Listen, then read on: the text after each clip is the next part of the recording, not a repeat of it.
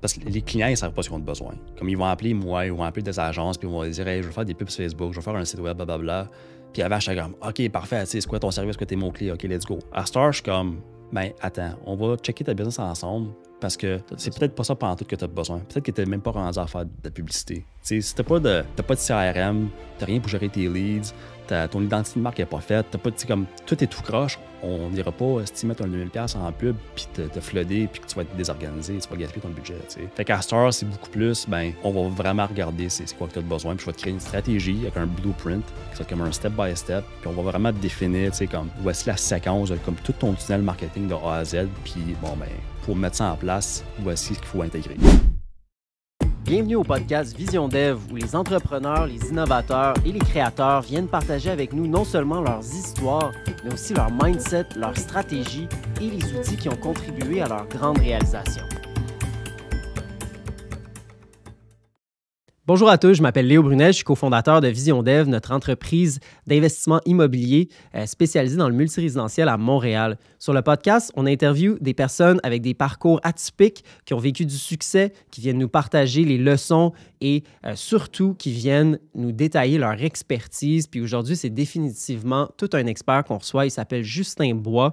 Il vient nous raconter son parcours d'entrepreneur qui a zigzagué à travers le domaine de la construction, éventuellement la vente, pour finir dans son domaine de prédilection qui est le marketing. Après 15 ans à travailler dans ce domaine-là, Justin a développé une expertise incroyable sur bâtir une stratégie complète de marketing avec tout un écosystème d'experts en SEO, d'experts en identité de marque, etc. Et il nous détaille toutes les étapes que requiert une stratégie de marketing. Pour nous, c'était absolument enrichissant. C'est des conseils concrets sur comment est-ce que nous-mêmes, dans notre entreprise chez Vision Dev, on peut améliorer notre processus de vente puis générer des meilleurs leads comme investisseurs pour nos projets. Mais il parle également de toutes sortes de genres de produits ou de services différents et comment est-ce qu'il adapterait les stratégies marketing. Bref, c'est un passionné et il est passionnant. Vous allez adorer tout ce qu'il a à nous raconter. En plus, il termine l'épisode avec une anecdote peu commune qui est son passage par le Ironman, les raisons bonnes ou mauvaises pour lesquelles il a embarqué là-dedans.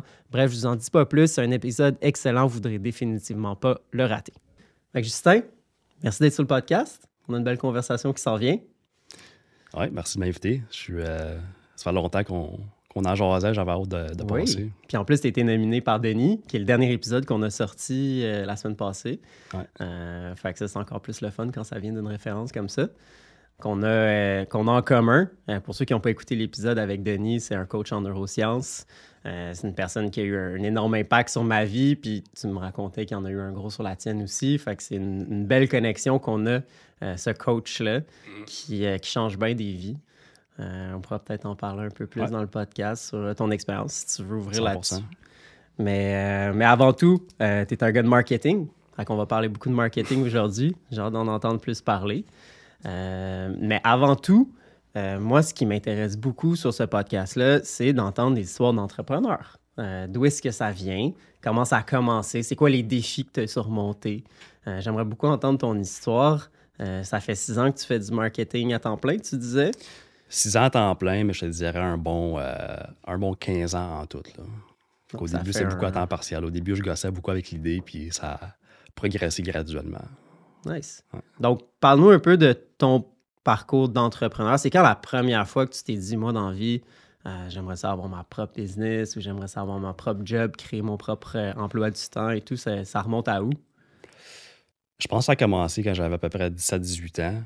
Puis c'était pas nécessairement que je me voyais avoir une business, mais je savais que d'avoir une job avec des heures fixes, puis de me faire dire, OK, ton break est à telle heure, puis tu manges à telle heure, ça me gossait beaucoup. J'étais comme, ça me crée beaucoup de frustration. Fait que j'étais comme, bon, ben, I guess que par défaut, j'ai pas le choix d'être à mon compte, là, tu sais. Fait que ça a déclenché de même.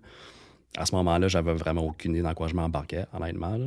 Fait que ça a été un long processus, mais c'était vraiment le fait qu'il n'y a pas de job qui fitait avec le style de vie que je voulais. OK. Ouais. Puis ça, c'est fin de l'adolescence, donc tu n'avais pas nécessairement eu des grosses jobs de carrière encore, mais déjà tu savais que c'était ça que tu voulais dans la vie. Tes parents, étais-tu des entrepreneurs ou t'avais-tu des exemples autour de toi? Fait que j'ai été chanceux parce que je déménageais de l'Ontario au Québec quand j'avais 5 ans parce que mes grands-parents ils avaient acheté un petit terrain de golf à Macham, qui est comme en campagne, un peu passé Gatineau. OK. Puis mes parents sont déménagés pour aller les aider à bâtir ça. Fait que moi, j'ai comme grandi sur le terrain de golf, littéralement. Ah ouais. Au début, c'est mes grands-parents qui ont ramené ça pour plusieurs années. Et j'irai pas jouer au golf avec toi. Ben, tu vois, de la dernière 10 ans, j'ai pas beaucoup joué. Non. So, j'ai comme perdu un peu la touch, mais là, cet été, je me suis dit que je suis pour jouer au moins une fois Retrouver par ce semaine. talent-là. Ouais. Puis c'est ça. Et puis là, après ça, après une couple d'années, mes parents ils m'ont acheté de mes grands-parents.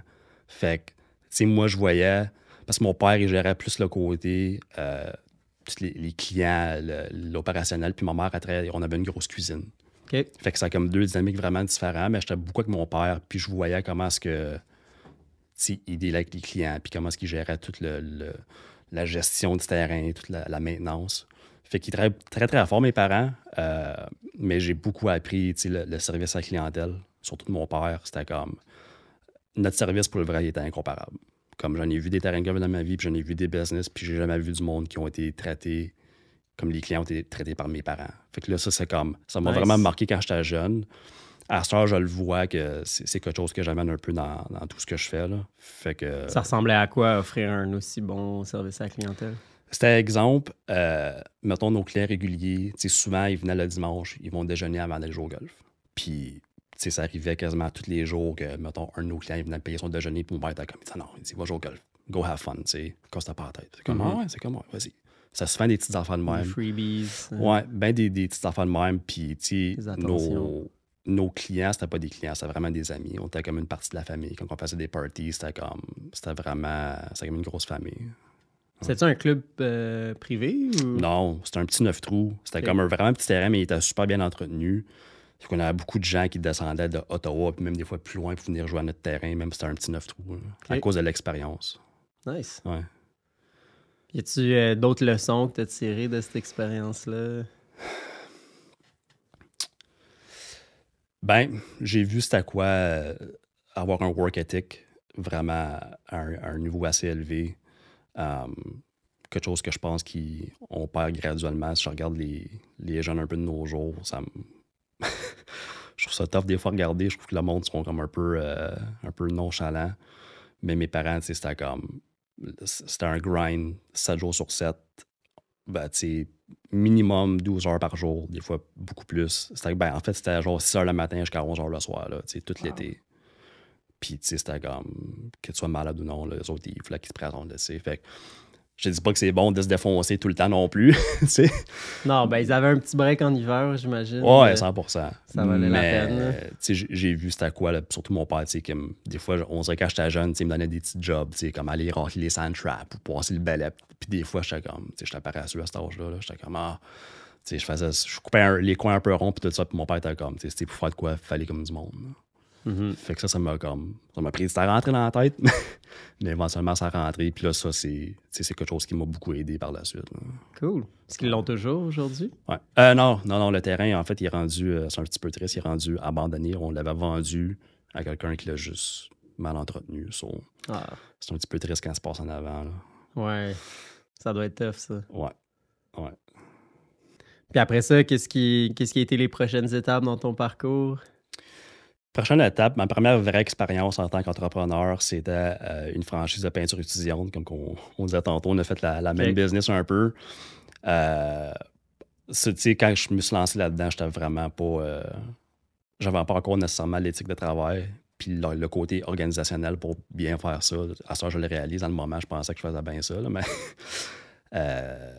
ça a été une super belle expérience parce que c'est comme tout à nouveau. C'est la première fois que je faisais de la vente. C'est la première fois que fallait que tu fasses du marketing. C'est la première fois qu'il fallait que je trouve du monde pour faire la production. Mhm.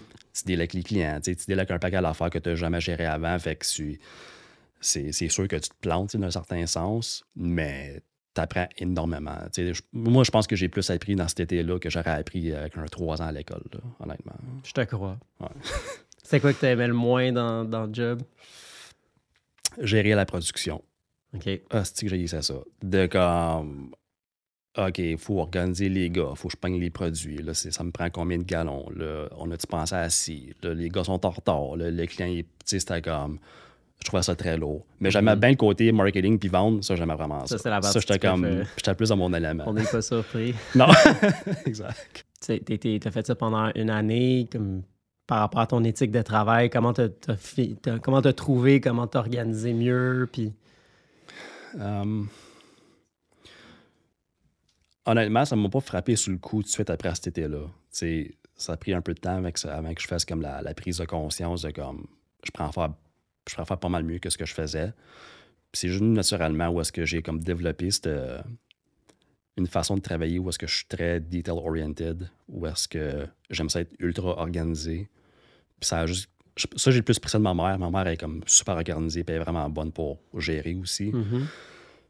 Puis je pense que le plus que j'ai vieilli, le plus que ces traits-là, ils ont comme sorti en moi, je pourrais dire. À Star, c'est comme rendu pas mal plus intense. J'ai vraiment une façon de travailler qui est très spécifique. Puis tout ce qui est en bas de ce standard-là, ça m'énerve beaucoup là, à Star. C'est comme, si je me voyais moi en ce moment jeune, j'aurais fait comme, mais tabarnak, qu'est-ce que tu fais, man? C'est comme... Ouais, mais c'est normal, là, ça fait partie du développement. Là. Moi aussi, j'étais all over the place. Ouais. J'oubliais tout. J'étais jamais à l'heure. J'ai vraiment changé à travers ce programme-là puis ces années-là parce que t'as pas le choix. Ouais. C'est la seule façon que tu vas réussir. Sinon, tu vis une expérience terrible. Ah, ouais. Tout est le chaos. Ouais. Fait que d'amener de l'ordre dans tout ça, t'as pas le choix de développer cet instinct-là. Puis ça sert tellement dans tout après. Juste dans ta vie personnelle, dans ta business. Ouais, c'est dans tout. S'organiser, planifier... Ouais. Regarder en avant. Là. Oh, on a fait un voyage en Italie l'été passé, puis c'était comme. Je gérais ça comme un mandat de job, là, tu sais, là. C'était comme. Ouais. Quoi qu'il est à quelle heure, on a-tu les billets, j'ai-tu un backup sur mon drive, j'ai-tu ci, j'ai-tu ça, puis c'était comme. C'était très rodé, là, tu sais, parce que sinon, on dirait que j'étais pas à l'aise. C'est des réflexes qu'on développe. Là. Ouais. Puis, t'as pas voulu faire une deuxième année. Si t'en avais fait une deuxième, t'aurais fait quoi différemment? Tout. Ben, non. Ben, honnêtement, même j'aurais voulu en faire une deuxième, je pense ça qu'il m'aurait repris. Parce que ça n'a pas super bien été. Mais tu sais, c'est sûr que c'est comme... J'aurais beaucoup plus poussé le marketing parce que j'étais comme... Genre, je manquais vraiment de constance. Genre, j'allais faire une bonne journée de porte-à-porte. Tu ramasses une coupe de leads, tu fais peut-être une ou deux soumissions, là. Là, je close un job. Puis là, c'était comme, je slackais genre pour 2 semaines, tu sais. Fait que c'était comme... Ouais, vraiment manque de constance. Puis aussi, le côté production, je manquais beaucoup de posture avec les clients. Puis bien aussi avec les employés, là, c'était comme, je me faisais piler dessus par les clients comme ça n'avait pas de bon sens. Tu sais, au lieu de me présenter comme, regarde, moi, je suis l'expert. Voici comment est-ce qu'on va faire ça, puis pourquoi qu'on va faire ça. Puis... C'est ça qui est ça, tu sais. Si t'es pas à l'aise avec ça, mais je suis pas la bonne personne pour toi. Mais tu sais, j'avais pas la colonne pour faire ça encore. Le leadership, ça se développe, ça aussi. Ouais. On l'a pas dès le début. Ouais. Cool. Puis là, qu'est-ce que t'as fait après ça? Après ça, je me suis pris une job au gouvernement, un contrat, parce que j'étais comme, j'ai un petit peu de stabilité, parce que ça n'a pas été trop payant, l'histoire de peinture. T'étais tanné du chaos. Mais je n'étais pas tanné comme j'aime ça tu sais, j'aime ça. Je suis quand même un gambler dans la vie, puis j'aime ça comme le risque. C'est pas l'incertitude qui me stressait, c'est juste que comme je voulais faire un petit peu d'argent, genre. Puis... Mais en même temps, j'ai commencé à faire de la vente. Puis là, c'est comme. C'est une période. En parallèle? Ouais. Un peu en descente au début, puis après ça, j'ai fait beaucoup de ventes temps plein, puis j'ai fait toutes les sortes de ventes pas possibles. Tu sais, j'ai fait après ça d'autres porte-à-porte, mais genre, j'ai vendu comme des tanks à eau chaude, des systèmes de sécurité ADT, tout plein d'affaires random, ce qui est pas nécessairement payant, mais c'est de la super bonne pratique, ça aussi. Ça va vraiment développer mes skills en vente. Puis ça m'a aussi beaucoup dégêné parce que j'étais comme ultra gêné à ce moment-là. Puis, tu sais, je pourrais pas dire c'est quoi, mais il y a quelque chose de... Quand que tu te fais dire non 200 fois par jour, comme tu développes comme une certaine... Tolérance, ouais. Puis, tu sais, après mon petit contrat de gouvernement, j'ai fait la vente comme justement à temps plein pour un bout. Puis le côté ADT, les systèmes de sécurité, ça, j'ai fait ça pour un bon, je pense, 2 ans environ. J'ai commencé comme vendeur, puis après ça, ils m'ont juste mis en charge comme l'équipe. Fait que j'étais comme back à mon compte d'un certain sens.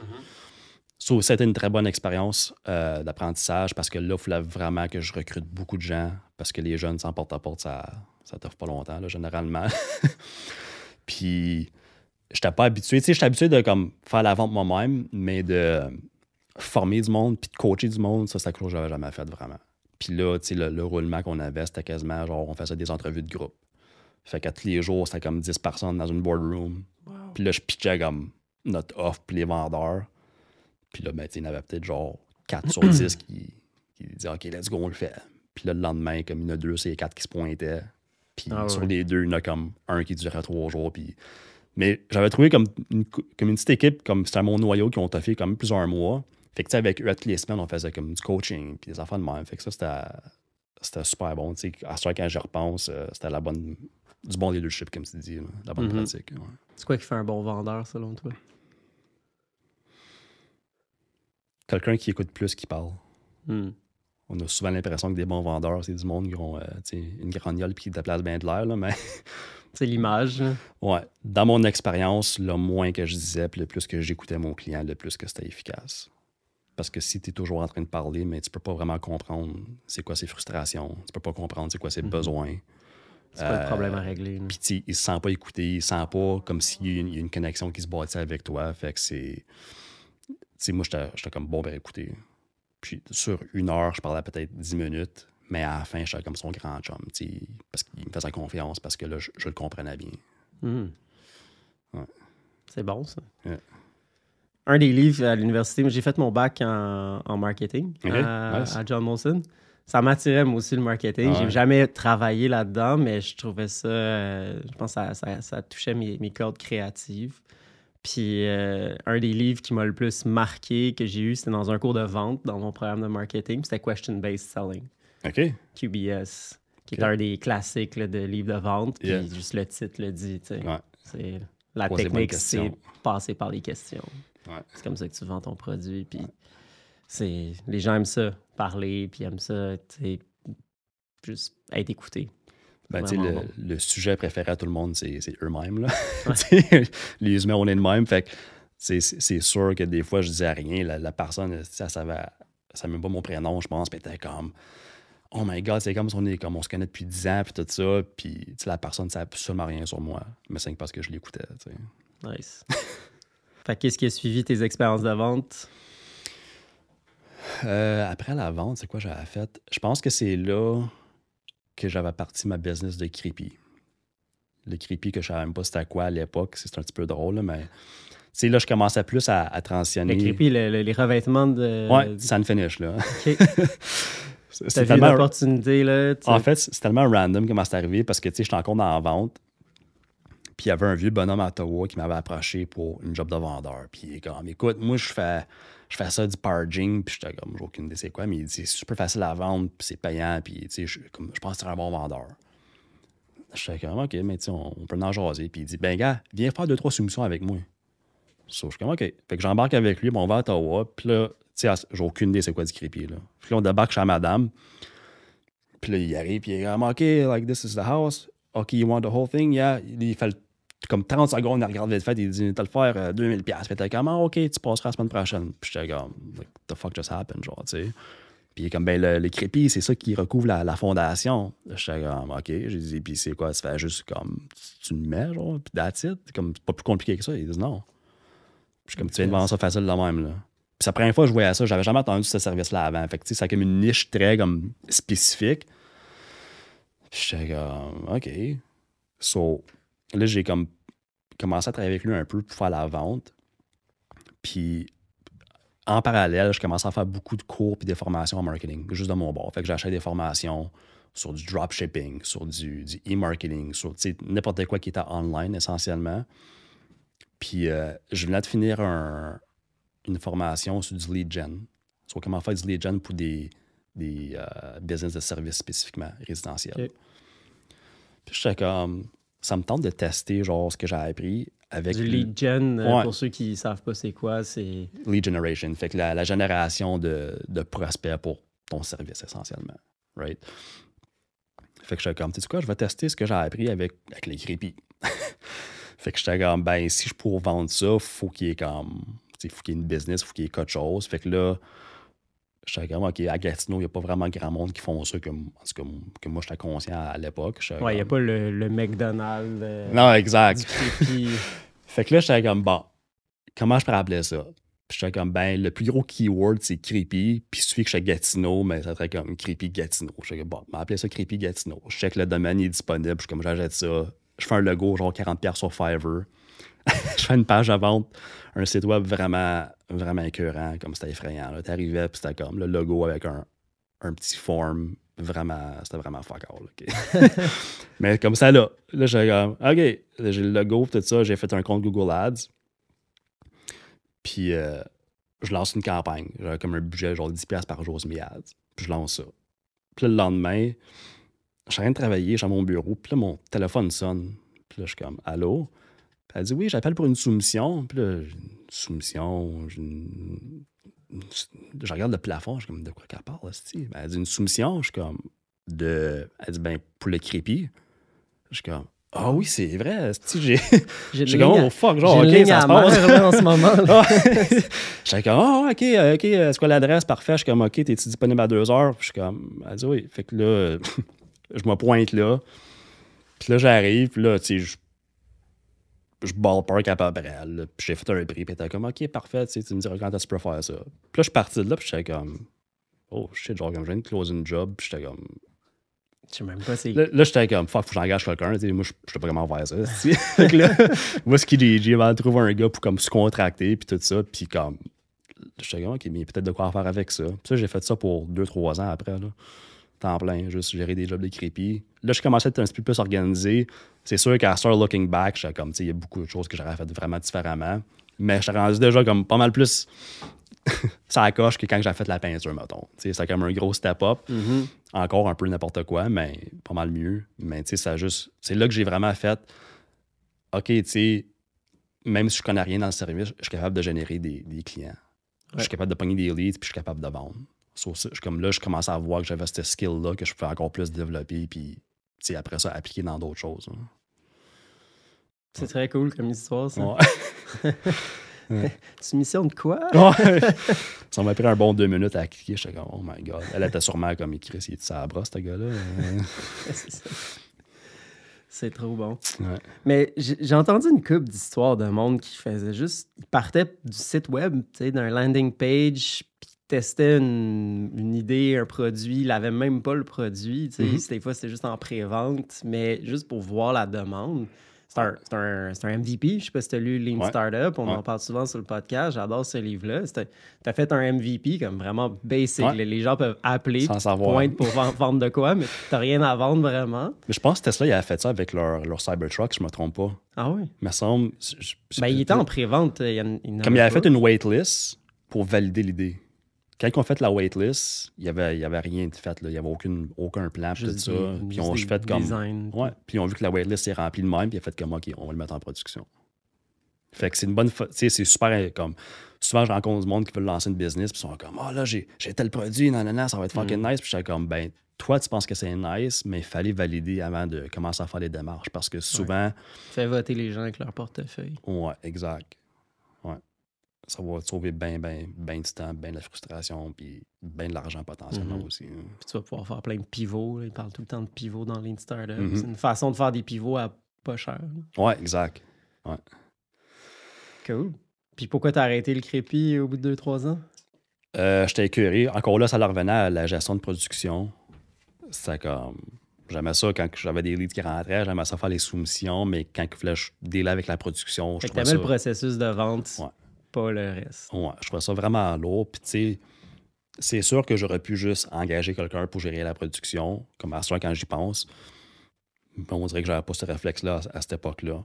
Mais, tu sais, même là, ça m'aurait quand même. J'aurais pas tellement aimé ça. J'ai toujours voulu avoir une business que je pouvais gérer 100% en ligne, à distance.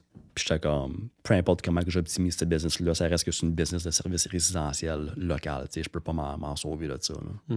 Fait que je savais qu'éventuellement, j'étais pour aller ailleurs pour faire d'autres choses.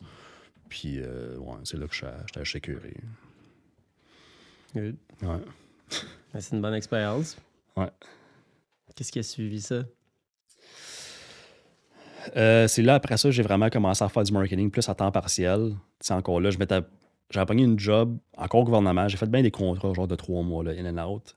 Puis, C'est des contrats de quoi que tu faisais au c'est gouvernement? des casual. Fait que des contrats casual, c'était comme des jobs d'admin, des jobs en ressources humaines. OK. Il y avait un congé de maternité, quelqu'un qui était parti, puis il avait besoin de quelqu'un temporairement. Ouais, ben, tu sais, ils recherchent souvent du monde à contrat de même. C'est des contrats c'est 90 jours ouvrables, en fait. Fait que des fois, tu sais, ça donne peut-être 4 mois de job. Fait que, il y a toujours du monde dans même qui recherche. Là, fait que c'est assez facile. J'avais beaucoup de contacts. Fait que c'était facile de me trouver des opportunités. Ça, c'est au gouvernement fédéral, Ouais. à côté d'Ottawa. Ouais. Puis, tu sais, ça, c'était vraiment une expérience misérable à toutes les fois. J'étais comme... Je rentrais dans le building, puis j'étais comme... Ah, c'est titre que les rêves viennent mourir, genre. Y a-tu une affaire du gouvernement que tu as retenu qui était bon de ton expérience, que tu as ramené dans ton bagage professionnel, ou c'était vraiment... Il n'y avait absolument rien qui t'a inspiré là-dedans?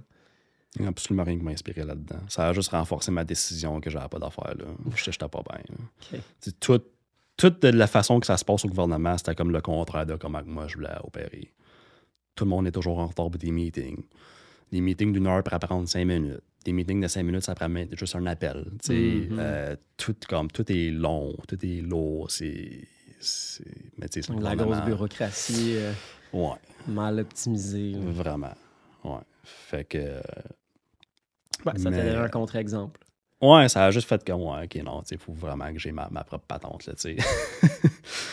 Puis, tu sais, ça, j'ai commencé, tu sais, en parallèle à faire du marketing vraiment on the side parce que j'étais encore vraiment un beginner à ce point-là. Fait que là, tu sais, je commençais à faire du lead generation pour des petites business locales. Fait que j'étais comme, tu sais, j'avais un client qui faisait de la maçonnerie.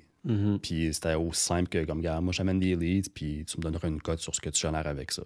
C'est super facile. Fait que ça m'a permis de développer mes skills d'une façon où est-ce que c'est comme... Très bas engagement de la part du... Ouais, il n'y a aucun risque. Il n'y a aucun risque. Il n'y a aucun risque. Fait que, comme il n'y avait pas de pression pour moi. Mais ça a été un vraiment long processus avant que j'aie temps plein là-dedans. Là. Puis quand j'étais vraiment temps plein, c'est comme au début du COVID, quasiment. Puis je me rappelle, c'est drôle parce que j'avais comme, tu sais, mon petit contrat casual. Puis, je sais pas pourquoi, mais ils m'ont offert ma permanence au gouvernement. Fait que la permanence, c'est ton contrat, c'est comme après ça, ils peuvent pas te toucher, t'as ta pension, t'as les bénéfices, tout le kit. Puis, le monde, quand ils ont ça, généralement, leur projet qu'ils ont toujours rêvé de faire, comme ça prend le bord. Ils sont comme là, tu sais, j'ai ma stabilité, fait que là, tu sais, je vais parker ça. Mais moi, j'étais comme, faut pas que je tombe dans cette trappe-là. Faut que... Le rat race. Ouais, exact. Puis je veux pas, je rabaisse pas le monde qui font ça, là, juste que pour moi, je n'étais pas bien là-dedans, t'sais. Mais je me disais, il faut vraiment que je fasse attention de ne pas tomber dans cette zone de confort-là. Oui, c'est facile, tu sais. Fait que, quand ils m'ont donné ma lettre, j'étais comme, OK, tu sais, je vais la signer, mais dans ma tête, je savais que j'allais crisser mon camp, genre. Puis ça, c'était comme, genre, mois de janvier, février, à peu près, quand j'ai signé la lettre.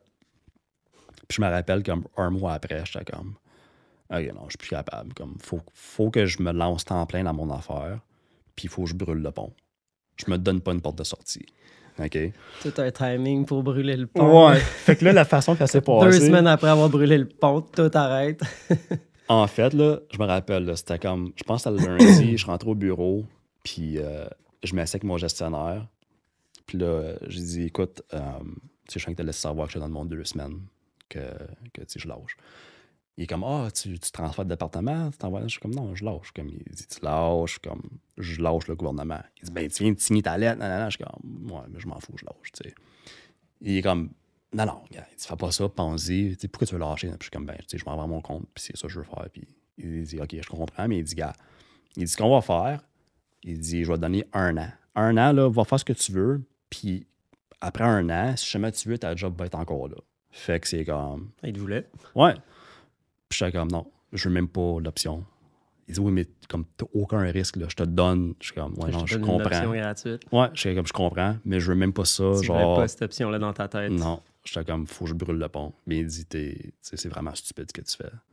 J'étais comme, OK. Fait que là, ça reste de même. Puis comme le lendemain, c'est là que là, comme le COVID, ça a vraiment comme starté, où est-ce qu'ils commençaient à fermer des affaires, puis là, le lockdown commençait. Tu te fais capoter. Honnêtement, non. J'étais comme... Peut-être que j'aurais dû, là, tu sais, j'étais comme un peu ignorant, mais... Ouais, on savait pas aussi l'ampleur de qu'est-ce qui Non, s'en c'est ça. venait, J'étais là. comme... Ça va durer 2 whatever, semaines. tu sais. tu sais, Puis là, je me rappelle, je rentre, tu sais, puis là, mon gestionnaire, il dit, tu veux-tu repenser à ce que tu me dis hier? J'étais comme, non. Il dit, OK. Puis that was it. So, j'ai lâché le même, puis là, j'ai été all-in là-dedans. C'est courageux. Ouais, je dirais pas, tu sais, je le conseille pas aux gens. Tu sais, comme, mettons, ma blonde, elle est en train de partir son service de coaching pour les femmes aussi, puis elle a sa job au gouvernement, puis tu sais, je dirais pas de comme, ouais, non, lâche tout ça là, puis fais juste vas-y all-in. Je suis comme, non. Transitionne, tu sais. Quand t'as pas la vie difficile comme moi, j'ai fait pour rien. Faut que t'aies là, vraiment l'appel de faire ce genre de move drastique-là, sinon tu le fais pas. Là. Ouais. J'ai comme une tendance à aller comme très intense dans les choses que je fais, comme j'ai fait pas à moitié. C'est pas toujours bon, là. Fait que, tu sais, j'ai pas de regret de l'avoir fait, mais c'est sûr que c'était pas une décision nécessairement intelligente financièrement, mais c'est ça que j'ai fait. Nice. Ouais. Fait que là, t'avais pas le choix de trouver des contrats, Non. puis... Non, ça, c'est la meilleure façon de t'assurer. Si que tu vas venir à bout, tu te donnes pas le choix. Là. Ouais. Fait que t'avais-tu du mal à trouver des contrats au début? Avec la COVID, ça a-tu créé des Non, embûches? honnêtement, ça a bien été. Puis, tu sais, même quand ça a plus slow, j'aidais mon chum qui avait une business d'asphalte. Je l'aidais. Fait que, tu sais, je faisais les soumissions pour lui. Même que des fois, j'allais faire la job aussi. Je faisais l'asphalte. Fait que j'ai fait bien des jobs manuels. Comme, j'ai pas juste fait derrière un bureau. Là. J'ai fait beaucoup de jobs assez physiques.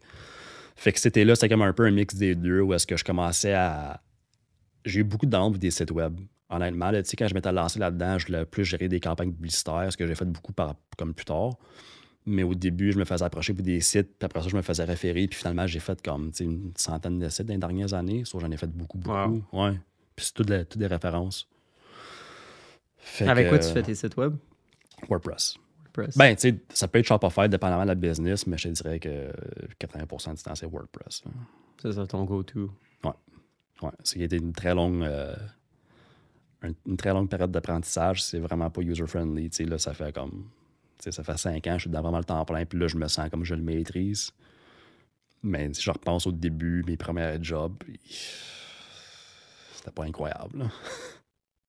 Ouais, c'est incroyable. C'est tellement un outil formidable de savoir faire des sites web. Là. Ouais. C'est une porte d'entrée pour juste tester n'importe quelle idée, puis... S'il y a une chose que j'aime de mon parcours, parce que c'est pas idéal comme parcours, là, mais j'ai comme acquis un paquet de skills qui ont beaucoup de valeur. T'sais, la vente, c'est un skill, probablement le skill qui vaut le plus cher pour une business. Est capable de générer des leads, c'est un autre skill qui vaut extrêmement cher. Puis aussi, ben, tu sais, à ce moment, je me positionne plus comme un stratège marketing, je vais créer une stratégie, mais j'ai aussi la capacité de faire l'intégration, ce que pas beaucoup de gens peuvent faire. Fait que, tu sais, je peux vraiment porter tous les chapeaux puis de le faire comme un niveau où est-ce que c'est professionnel. Là. Puis, à titre d'entrepreneur, tu peux tester des idées pour toi-même 100%. aussi. Ouais, Ça te prend combien de temps à faire un site web? Là? Si tu veux tester vite fait un landing page pour vendre des jobs de crépi, ça doit te prendre 5 minutes, là, faire ça.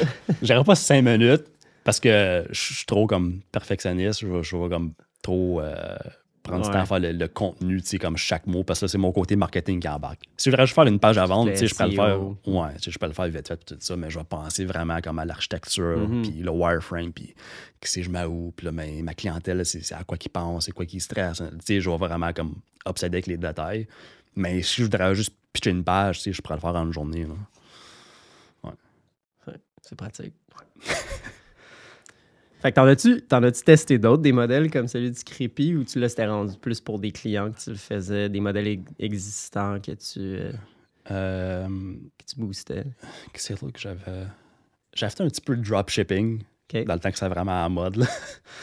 Dropshipping, ça, c'était la bonne pratique. Ça m'a donné beaucoup de profondeur pour créer des campagnes publicitaires sur Facebook, surtout comme comment vraiment organiser une campagne complexe. Ça m'a beaucoup aidé avec ça. Mais dropshipping, ça passe-tu nécessairement par Amazon? Non, même que dans le temps, genre, c'était même pas... C'est quoi du dropshipping?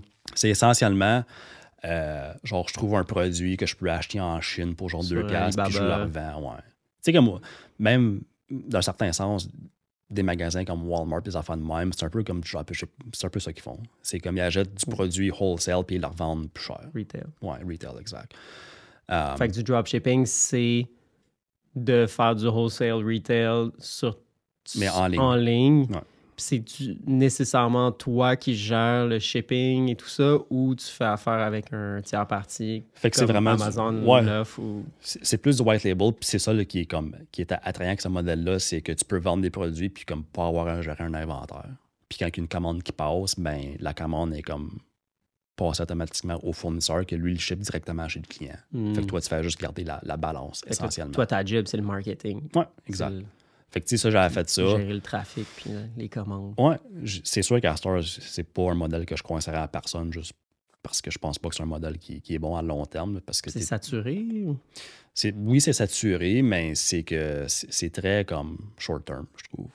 Tu peux pas vraiment te bâtir une brand si tous tes produits dépendent des choses qui sont trending, puis que ta source n'est pas fiable, puis tu peux pas vraiment développer une image de marque solide après 5 ans. Tu bâtis rien pour le long terme. Ouais, je comprends ce que tu veux dire. Ouais. Mais surtout que c'est pas toi qui contrôle le produit. Demain matin, il pourrait arrêter de le faire. Ouais. Fait que là, j'imagine que les étapes suivantes dans le dropshipping, c'est d'intégrer verticalement, tranquillement, toutes les composantes de ton processus, puis de faire manufacturer toi-même tes trucs. Ouais, ça serait la suite logique. Puis encore là, c'est comme un autre modèle de business que je voulais pas me lancer dedans, de comme avoir, gérer les opérations. Ouais, encore. non, ça aurait été bien trop lourd. Mais ça se fait, là, c'est juste que c'était pas ça que moi je voulais faire. Okay. Fait que t'as lâché le dropshipping. Mais c'est quelque chose que je faisais en the side. J'étais pas comme, OK, mon job, c'est ça. C'est quelque chose que je gossais avec, mais dans ce process-là, j'ai acheté plusieurs formations à comme genre 2000, 3000 $, 4000 $ de marketing. Genre. Fait que j'ai comme... C'est un peu mon premier step où est-ce que j'ai vraiment été plus en profondeur en comme les campagnes sur Facebook. Parce que je pense que beaucoup de gens à Star, ils ont comme une bonne connaissance de base. Mais il manque de profondeur dans comme vraiment optimiser ça. Puis, tu sais, si tu deals avec un gros client qui a un gros budget puis qui a différents services, ce genre de knowledge-là, ça fait une grosse différence. Fait que tu faisais des sites web, tu as fait du dropshipping, tu faisais du lead gen. Ouais. Puis là, tu sais, comme tu me disais avant l'entrevue, ben, tu prenais tout ce qui passait au début. Ouais. Ça t'a appris plein de choses, mais à un moment donné, t'as trouvé ta ligne qui était plus ta force puis ton intérêt, qui est quoi? À ce temps, c'est vraiment la stratégie. Ça fait pas tellement longtemps que je suis vraiment plus sur mon bullseye, je te dirais. Là. Ça plus... C'est quelque chose que j'ai beaucoup travaillé avec Denis, justement. Parce que jusqu'à même genre un an et demi passé, c'était comme... Je disais oui à pas mal tout. Puis, à Star, au lieu de juste... Parce que les clients, ils ne savent pas ce qu'ils ont besoin. Comme ils vont appeler moi, ils vont appeler des agences, puis ils vont dire hey, je vais faire des pubs sur Facebook, je vais faire un site web, blablabla. Puis avant, j'étais comme OK, parfait, c'est quoi ton service, quoi tes mots-clés, OK, let's go. À Star, je suis comme ben attends, on va checker ta business ensemble parce que c'est peut-être pas ça que tu as besoin. C'est peut-être pas ça pendant tout que tu as besoin. Peut-être que tu n'es même pas rendu à faire de la publicité. Si tu n'as pas de CRM, tu n'as rien pour gérer tes leads, ton identité de marque n'est pas faite, t'as pas, comme, tout est tout croche, on n'ira pas si tu mets un 2000$ en pub, puis te flooder, puis que tu vas être désorganisé, tu vas gaspiller ton budget. T'sais. Fait qu'à Star, c'est beaucoup plus, ben, on va vraiment regarder c'est quoi que tu as besoin, puis je vais te créer une stratégie avec un blueprint, qui soit comme un step-by-step, puis on va vraiment te définir, tu sais, comme, ben, voici la séquence, comme tout ton tunnel marketing de A à Z, puis bon, ben, pour mettre ça en place, voici ce qu'il faut intégrer. Bon, il faut commencer avec ça, après ça, tu sais. Fait que, à Star, c'est vraiment mon sweet spot, c'est de créer la stratégie, puis idéalement, tu sais, oui, je peux faire l'intégration, mais à Star, je travaille en équipe, tu sais, fait que je peux déléguer beaucoup de ce job-là, là, fait que c'est moins lourd. Fait que quand tu dis que tu travailles en équipe, c'est du monde sur Fiverr, Upwork? Non. Non, c'est du monde local. Tu sais, Fiverr, écoute, I guess que tu peux peut-être trouver du monde comme... Mais ton expérience, le talent, il n'est pas là. Ben, il est là à un certain point. Il n'est pas au standard que moi, je veux livrer à mes clients, mettons. OK. Fait que ça, c'était mon expérience à moi. À ce temps, j'aime plus travailler avec d'autres travailleurs autonomes, que c'est comme... On a chacun nos spécialités, mais on travaille collectivement. Nice. Ouais. Fait que tout le monde est comme dans leur zone d'excellence, si on peut dire. Tout le monde a leur compte, fait que c'est pas comme, bon, ben, t'es mon employé, t'es mon payroll, puis là, je te dis, quoi. Non, c'est comme, on travaille ensemble, tu sais. Mais si je vois un site web, bon, ben, je sais, je peux parler à telle personne. Si je vois du SEO, je délègue ça à telle personne. Si c'est plus la publicité, mais c'est telle personne. C'est cool. Ouais. Fait que ça ressemble à quoi bâtir une stratégie marketing? C'est quoi les composantes d'une stratégie marketing? Premier step, c'est de vraiment identifier, ben, c'est quoi ton identité de marque? Ton service, c'est pour qui que c'est pas, right? Parce que la première question que je pose à mes clients, c'est comme, OK, c'est quoi ton offre? Puis c'est pour qui? Puis c'est quoi qui te rend unique? Puis souvent, le monde, il mélange l'offre avec leur service. OK? Puis c'est deux choses complètement différentes. Fait que pour moi, l'offre, c'est vraiment, c'est quoi le résultat qu'on va livrer à notre client? Ton service, c'est juste c'est le véhicule qui t'amène à ce résultat-là. Puis le client, le service, il s'en fout un peu.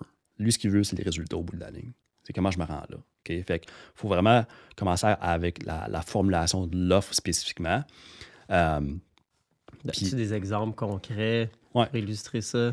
Fait que, tu sais, c'est comme si, mettons, moi, je te dirais, OK, je vais commencer à faire de la pub pour mes propres services. Puis je vais dire, hey, tu sais, gestion de publicité Facebook pour 500$ par mois.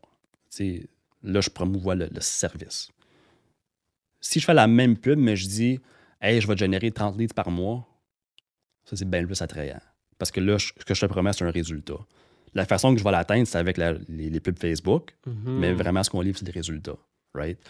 Fait que même chose pour des trainers au gym. T'sais. Si je dis, je vais te faire un programme d'entraînement nutrition, c'est comme, OK, cool, c'est pas vraiment sexy. Si je te dis, d'ici un mois, tu vas fitter dans tes vieilles jeans, c'est un offre, ça. OK. Moi, je te dis que d'ici 3 mois, tu vas te sentir sexy quand tu vas à la plage en bikini. Ah, fait que l'offre, ça serait la fin, puis le service, c'est le moyen. Exact. Fait qu'on veut vraiment définir l'offre spécifiquement, parce que c'est ça qu'on veut promouvoir. Parce que si je promouvois le service, par défaut, là, je tombe dans le même bateau que tout le monde qui fait le même service. C'est dur de se distinguer. Ouais, même que je dirais que c'est impossible. Right? Parce que là, après ça, ce qui arrive, c'est que c'est un peu rattaché à c'est quoi qui te rend unique. Si tu n'es pas vraiment incomparable puis unique, ce qui va arriver, c'est que le client, il va checker, puis là, il va peut-être spotter 5-6 business potentiels. Puis il va faire comme, bon, ben, OK, c'est qui le moins cher? Il va juste choper le prix. Puis là, tu tombes comme à ça. Puis là, c'est une race au bas.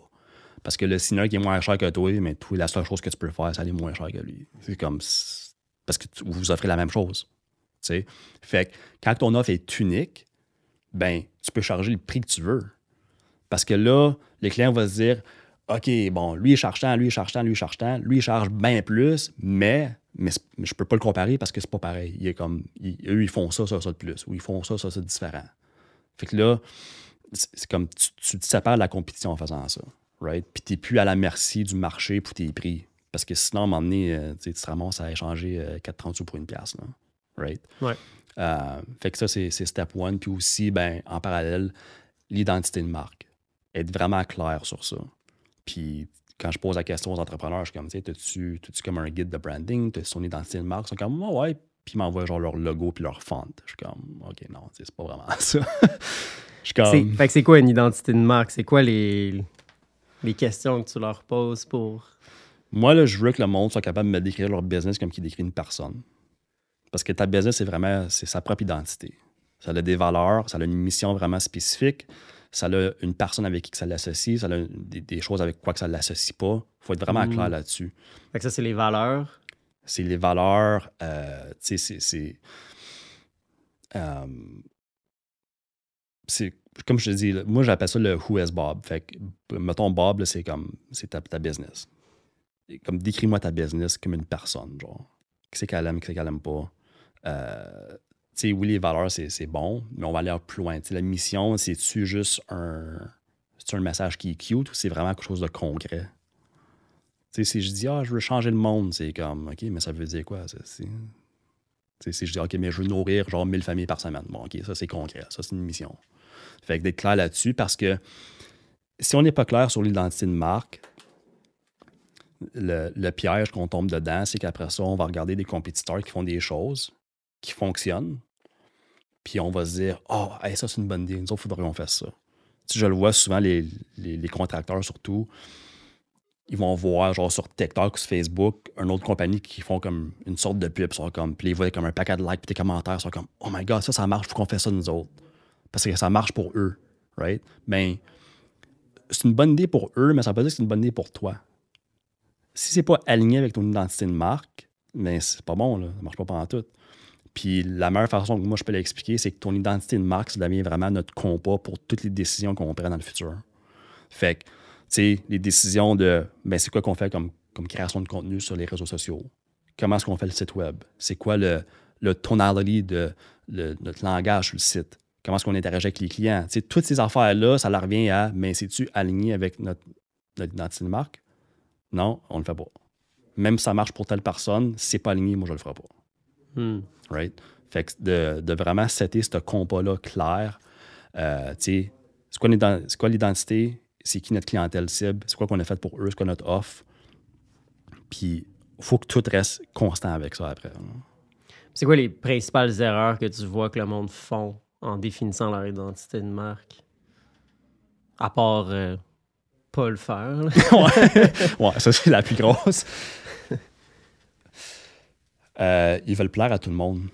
Le monde, ils ont peur de comme pas être la bonne réponse pour 100% du monde. Puis la réalité, c'est que ton service, il ne sera pas la réponse pour genre 99% du monde. Il faut que tu sois à l'aise avec l'idée que la majorité des gens vont regarder ton offre, ils vont se dire « c'est dommage de la merde, ça n'a dommage pas rapport. » C'est correct, c'est pas ta clientèle. Mais la personne pour qui tu le fais, elle va voir ça, elle va faire comme « Oh my God, c'est comme s'il me parle. Il me comprend. C'est vraiment pour moi, ça. » Si tu n'es pas vraiment stiff là-dessus, ben, comme ta clientèle cible, elle ne saura pas que c'est ta clientèle cible. Elle ne va pas savoir que ce que tu as fait, c'est pour eux parce que tu es trop vague. T'sais, fait que pour vraiment, tu trouves ton spot sur la map, puis tu plantes ton drapeau, puis c'est comme, gars, ça, c'est ce que je fais. Ça, c'est pour qui que c'est. Puis tout le reste, ben, je m'en fous. Là. Va voir quelqu'un d'autre. Moi, je ne suis pas la réponse pour toi. Puis concrètement, ça ressemble à quoi être trop vague? C'est dans les pubs, c'est dans le nom de la marque, c'est sur le site web. Est-ce que carrément, dans ton langage, dans ta communication, tu vas préciser pour qui que c'est versus pour qui que c'est pas? C'est dans bien il y a beaucoup de petites nuances, puis ça se retrouve un petit peu dans tout. Tu sais, exemple, si je veux un service super haut de gamme, que c'est des mandats comme au-dessus de 100 000 $ puis tout ça, ben le processus va être plus raffiné. Les mots que je vais utiliser, ça ne sera pas nécessairement genre comme qu'on se parle en ce moment, en chum. Ça va être un différent feel. Le look, le design va être différent. Fait que oui, c'est les mots que tu utilises, mais c'est aussi l'image que tu projettes. Il faut que ça fitte avec ce que ta clientèle y recherche. Mm-hmm. Puis, concrètement, j'essaie de donner des exemples de... Fait que, par exemple, nous autres, on vend des placements dans nos fonds privés d'immobilier. Ouais. Notre clientèle, c'est des investisseurs. C'est des gens qui vont placer de l'argent avec nous. C'est des tickets à 100 à 500 000 $ minimum. Mm-hmm. Fait que, puis il faut que ce soit des investisseurs qualifiés. Donc, c'est des gens qui vont généralement avoir une valeur nette d'une couple de millions. Ouais. Pour qu'ils soient à l'aise de mettre un 500 000 dans notre projet, il faut que ça, proportionnellement à leurs avoirs, il faut que ça soit pas trop gros. Mm-hmm.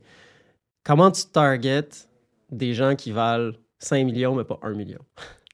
Ça ressemblerait à quoi tes premières idées sur comment c'est l'image que tu veux projeter?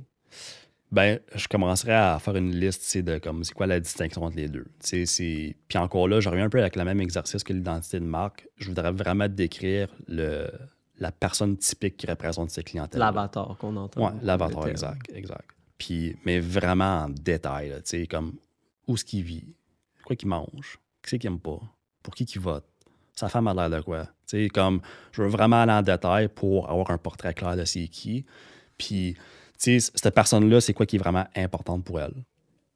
C'est quoi ses cues émotionnels? C'est-tu quelqu'un qui recherche, comme vite fait de la clientèle que tu me parles de, je suis comme, le statut est probablement important. Fait que faut que tout ce que tu fais, faut pas qu'eux aient genre honte de présenter ça. Faut que ça soit raffiné, comme qu'eux, ils ont leur image, qu'elle soit raffinée d'eux-mêmes, mettons. T'sais. Fait que faut qu'il y ait une constance où est-ce que ça match vraiment avec la personnalité. Mais là, c'est spécifique parce que tu me dis, OK, mais 6 millions, mais pas 1 million. Fait que là, j'irais plus en profondeur. Je ferais la même exercice avec le 1 million, cette personne-là. Puis je serais comme, OK, mais c'est quoi la différence entre les deux? Puis je vais vraiment peser sur cette différence-là pour que la personne qui n'est pas nécessairement qualifiée, mais qui est proche, quand elle va lire nos affaires, qu'elle voit notre site, qu'elle voit nos pubs, qu'elle voit n'importe quoi, qu'elle réalise que c'est pas vraiment pour moi, ce stuff-là.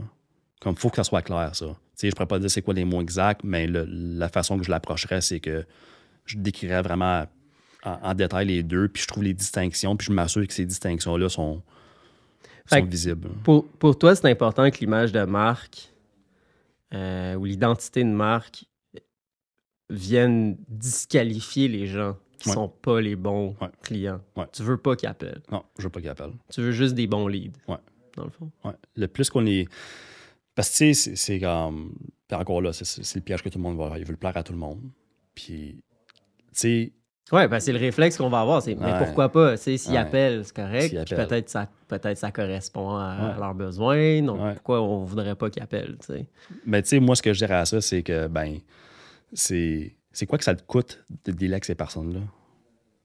T'sais, ça te coûte soit du temps ou de l'argent. C'est sûr, right?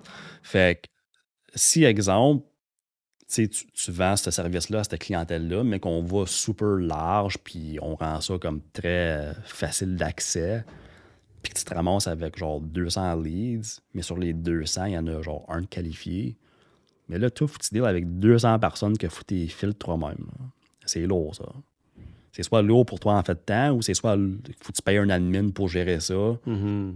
Puis t'as quand même dépensé de l'argent pour acquérir ces leads-là au bout de la ligne aussi. So, c'est comme... J'ai eu beaucoup de ressources gaspillées, tant qu'à moi. C'est intéressant. C'est sûr, quand tu parles en chiffres comme ça, d'avoir 2 fois trop de leads qui sont pas qualifiés, tu vois tout de suite le coût que ça va représenter en appel, en qualification. En gestion. Ouais. Mais encore là, si tu as un service qui est très low ticket, là, c'est différent. Là, on veut mettre ça le moins de friction possible. T'sais, si j'ai un formulaire de contact, je ne commencerai pas à mettre c'est quoi ta couleur préférée puis c'est quoi ton budget. C'est comme nom, numéro de téléphone, courriel, merci, bonsoir. Là, mais si on parle d'une affaire d'une couple de millions, il va y avoir comme un funnel à suivre probablement. Là. Je veux tout de suite que le monde ne tombe pas dans ma clientèle cible qui lâche eux-mêmes. Là, ils vont faire comme c'est trop lourd. J'en ai déjà vu un, je pense que c'est le funnel le plus serré que j'ai jamais vu pour un programme de coaching en levée de capital, justement. Puis, écoute, le nombre d'entrevues qu'il y avait avant même qu'on ait un vrai pitch, c'était super serré. Il fallait répondre à vraiment beaucoup de questions. Puis, tu sentais quasiment qu'il ne voulait pas. Ouais. Ça créait de la valeur. Mais oui. Ça donnait l'impression que c'était vraiment un bon service. C'est comme l'anti-vente. Denis, il dit souvent ça de l'anti-vente, mais c'est comme... Mais ça va de la posture. C'est être capable de dire, tu sais quoi, on n'est pas un bon match, je te veux pas. Genre. Tu vas perdre ton temps toi aussi. Ouais, exact. C'est cool de se rendre là, mais ça demande de la confiance. Il faut un peu se lancer dans le vide. Il faut beaucoup de confiance. Dire on va fermer la porte à beaucoup de monde. Ouais. Mais tu sais, il faut que tu aies la confiance que... C'est pour ça que c'est important de bien faire tout le côté branding puis l'identité de marque, parce qu'il faut vraiment que ça soit concret puis clair. Parce qu'une fois que ça, c'est fait, là, après ça, on ne dévie pas de ça. Là. C'est comme on en revient toujours à ça. Fait que c'est de mettre confiance à ton devoir initial, que tu as bien fait ton branding puis tu as bien identifié ta clientèle cible. Parce qu'après ça, c'est comme on suit notre compas. Même si le chemin n'a pas de l'air clair en avant de moi, mon compas il me dit que c'est nord, mais je suis nord. Là, t'sais. Fait que des entrevues, j'imagine, avec des personnes types, c'est super important. Je m'étais déjà fait faire cette recommandation-là. Interview tes clients, mais on n'en a pas beaucoup encore. On est en train de développer ça. Mais ça serait d'aller voir des clients types just dans le but de les interviewer sur leurs préférences, toutes ces questions-là pour aider à définir c'est qui l'avatar. Oui, parce que tu vas sûrement avoir des points communs à travers toute la gang. T'sais, tout le monde est différent, là, mais je veux dire, tu vas voir des choses qui reviennent souvent. Puis après ça t'aide à vraiment dessiner un portrait clair. Là, après ça, tu peux réviser tout ce que tu as fait, puis tu es comme, ça matche vraiment avec ce qu'eux, ils nous ont dit? Il y a des choses qu'on peut peut-être changer un peu. Des fois, c'est des affaires vraiment subtiles, des fois, c'est des petits détails niaiseux, mais avec le temps, si tu es continuellement en train d'optimiser tout ça, puis raffiner pour vraiment parler à cette personne-là spécifiquement, c'est là qu'après 5 ans, 10 ans, tu es rendu avec une offre, puis un pitch qui est comme impossible à refuser pour ces clientèles-là. Ça répond exactement à leurs besoins. Mm-hmm. Ça a vraiment l'air comme ça a été fait pour moi. Ce gars-là, il me comprend à 100%. Puis c'est un processus de quelques années. Moi, je pense que oui. Parce qu'il y a beaucoup d'essais, erreurs, puis de tests. Puis... J'aimerais bien ça te dire que j'ai un e-book de comment faire ça en 2 semaines. C'est comme... Non, mais j'imagine... C'est un process, là, tu sais. Je le comprends tout de suite. Là. Faut que tu aies passé une couple de cycles, puis... Ouais. Fait que là, première étape, c'était de définir ton offre, de mieux définir la différence entre l'offre et le service. Après ça, tu parlais d'identité de marque. Donc, tu sais, bien définir ta mission, ton avatar, type de client. Y a-tu d'autres éléments dans l'identité de marque qui sont importants de bien clarifier avant d'aller plus loin? C'est sûr que tu peux aller beaucoup plus en détail. Je pense pas que tu as besoin d'un plan d'affaires de 40 pages, honnêtement. Là. Mais tant que tu es clair sur ces 3-4 choses-là, je pense que le 90%, il est fait. Là. Ouais, l'avatar, c'est une grosse job. Là. L'avatar, l'offre, puis tu sais, t'es comme juste tes valeurs fondamentales, ta mission. Là. Une fois que ça, c'est vraiment clair, le reste, c'est beaucoup plus facile. Là. Tu peux aller plus loin, mais ça reste que ça, c'est vraiment l'essentiel pour moi. Là. Avec les genres de clientèle que je travaille en ce moment, il n'y a pas vraiment d'incentive à aller plus loin que ça. Mais si je travaille avec une business que c'est comme une business qui fait genre du 5-10 millions par année, puis qui veulent vraiment scaler, là, on va aller beaucoup plus en profondeur. Mais c'est pas ce qui est généralement requis pour des business plus résidentiels, local, je dirais dire. Puis après ça, c'est quoi les prochaines étapes? Après ça, c'est comment est-ce qu'on va aller chercher les clients. Fait que, tu sais, il y a vraiment... Donc là, c'est la génération de leads. Ouais. Puis, il y a vraiment deux grosses branches. Il y a tout ce qui est comme organique, puis il y a tout ce qui est publicité payante. Okay. Puis, c'est sûr que... je pense que le monde focus beaucoup trop sur ces publicités payantes. Pas que c'est pas bon, là, c'est excellent, mais tu veux pas une stratégie qui dépend entièrement de ça. Parce que... C'est quoi la différence entre organique puis publicité? Bien, organique, c'est tout ce qui va être généré comme sans que tu aies à mettre une scène, essentiellement. Fait que c'est du trafic, c'est du monde qui vont t'approcher pour ton service, qui t'ont découvert, qui ont été référés, qui suivent ton contenu, qui ont découvert ton podcast, peu importe. Donc, tout ce qui est créer du contenu qui attire des leads, ça serait du organique. Oui. Les témoignages. Du SEO, c'est du organique parce que tu ne payes pas pour juste rendre ton site plus attrayant pour ta clientèle cible. Donc, les gens vont 100%. Visiter ton site web puis peut-être remplir un formulaire sans que tu aies eu à payer. Fait que ça, c'est du organique. 100%. Pour beaucoup de business, les profils d'entreprise Google, c'est une mine d'or qui est inexploitée, qui est vraiment négligée. Surtout, comme moi, à Gatineau, je le vois beaucoup. Là. Il y a des business, ça fait 5 ans, 10 ans qu'ils sont en affaires puis ils ont genre 4 avis sur leur profil Google. Je suis comme, man, ça fait mal, c'est gratuit, là. Ça coûte à rien, ça, là. Puis les gens, quand ils font une recherche, ils vont checker 80% du temps les 3 premiers profils qui apparaissent à la map, les recommandations, ils regardent des avis, puis ils appellent quelqu'un. Puis moi, je l'ai vu quand je faisais de l'asphalte avec mon chum, je posais la question. J'étais comme, comment est-ce que tu as entendu parler de nous? Puis elle me disait, j'ai été sur Google, j'ai fait une recherche, j'ai vu ta business, j'ai vu tes avis, tu avais des bons commentaires, je t'ai appelé, puis là, j'étais là. Puis ces jobs-là, j'ai closé comme à 100%, là, tu sais. Fait que, sans payer le pub. Non, c'est free, tu sais. Fait que les profils d'entreprise Google, c'est encore de l'organique qui est super important. Ça, c'est plus pour des business de services résidentiels, mais ça peut être bien pertinent pour bien des business aussi, là. Fait que organique, c'est contenu, c'est références, c'est témoignages, c'est toutes ces choses-là. Fait que c'est plus du long terme. Tu sais, tu peux pas juste partir une business, puis dans 2 semaines, tu vas générer un paquet de clients avec l'organique. Là, mais c'est la fondation. C'est ce qui fait en sorte que si tu fais bien ça, dans une couple d'années, tu peux ne pas mettre une scène en publicité, puis tu vas quand même avoir des clients qui vont rentrer. Sans que ce soit des références de tes clients existants. Oui, exact. Vraiment des nouveaux, des clients complètement nouveaux. surtout avec la création de contenu. Fait que, tu sais, pour ça, je pense que c'est vraiment bien ce que vous faites avec le podcast parce que je sais que ça va vous aider indirectement avec ça. Le monde, il néglige parce que tu peux pas concrètement, à la fin du mois, mesurer le retour sur l'investissement. C'est que, bon, j'ai fait un podcast, j'ai généré 3 clients, c'est comme tu le verras pas, ça. Mais chaque chose que tu le vois pas, ça ne va pas dire que le bénéfice n'est pas là, tu sais. Fait qu'il faut, surtout à Star, la création de contenu, même moi, il faut que je commence à en faire plus. Puis en même temps, mais ça te permet de montrer c'est quoi ton identité de marque. Tu sais, t'es qui comme business. Puis ton branding va se faire naturellement avec le temps, right? L'autre côté, c'est vraiment publicité payante. Fait que, tu sais, comment est-ce qu'on va générer des clients ASAP, right, pour avoir du cash flow. Puis ça peut varier énormément d'une business à l'autre, mais c'est vraiment les deux choses que je regarde. Fait que c'est comme, on met de quoi en place qu'on peut lancer immédiatement pour générer des leads, mais on ne néglige pas le côté organique parce qu'on sait que dans 2 ans, 3 ans, 4 ans, ben, on va pouvoir slacker sur la pub si on veut, puis on ne sera pas dans une situation où c'est comme, faut que je fasse de la pub, sinon j'ai pas de job sur moi ici. Tu ne vas pas te ramasser dans cette situation-là. Mais les deux sont nécessaires. Ou selon toi, à un moment donné, si tu as bien fait ton organique, tu peux te débarrasser de la pub payante. 100%. Ouais. Je pense que c'est important parce que la pub payante, de un, le coût, il va juste augmenter tout le temps. Ça ne va jamais baisser. Là. Puis ça augmente assez rapidement.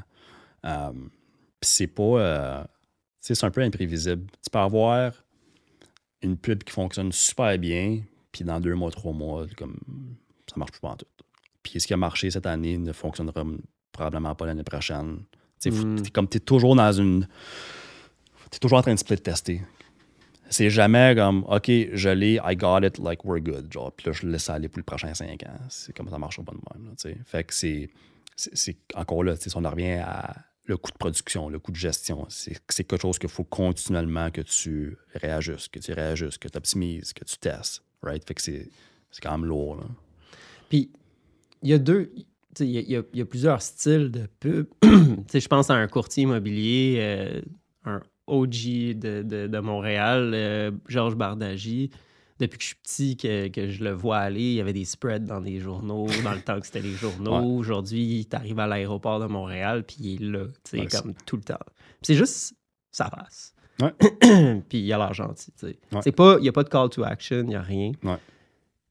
Ça, c'est quasiment comme de l'organique. Dans le fond, tu payes, ça coûte de l'argent, mais c'est où tu considères ça quand même comme une stratégie de pub. Parce qu'il c'est la même pub depuis toujours, c'est juste lui. Je pense que c'est de la pub, mais c'est plus du brand awareness. Du brand awareness. Mais c'est quand même de la pub parce qu'il faut quand même qu'il paye pour ça. Ouais. Right? Ouais, ça doit, là. À l'aéroport, je peux pas imaginer. Mais c'est encore là, ça, c'est quelque chose. Quand j'ai un nouveau client puis qui est comme plus genre en manque de clients, ben, on va pas commencer avec du brand awareness. Parce que ce budget-là qu'on met là-dedans, on pourrait le mettre dans une pub Facebook, une pub Google qui va générer des clients tout de suite. Mm-hmm. Okay? Avec un appel. Parce qu'on veut générer du cash flow. C'est ça qu'on veut le plus vite possible. Une fois qu'on a un paquet de clients et qu'on a du bon cash flow, après ça, on va vraiment plus peser sur ces choses-là. T'sais, on peut plus investir dans l'organique, on peut plus investir dans le brand awareness. Puis encore là, le défi avec ça, c'est que tu peux pas mesurer le retour sur investissement non plus. Ça veut pas dire que c'est pas bon de le faire. Là, lui, c'est comme il est rendu à ce level-là, genre. Mais chaque fois que lui fait ça, si moi je suis un nouveau courtier à Montréal, si je fais ça, ça marchera pas. Là. Moi, on va faire comme c'est qui, lui. T'sais. Fait que il y a comme une progression à faire avant d'être rendu là, mais une fois que tu es rendu là, c'est sûr que c'est bon. Là. Ouais. OK. Fait qu'il y a du brand awareness, puis il y a aussi de la pub cash flow, comme tu l'appellerais. Ouais.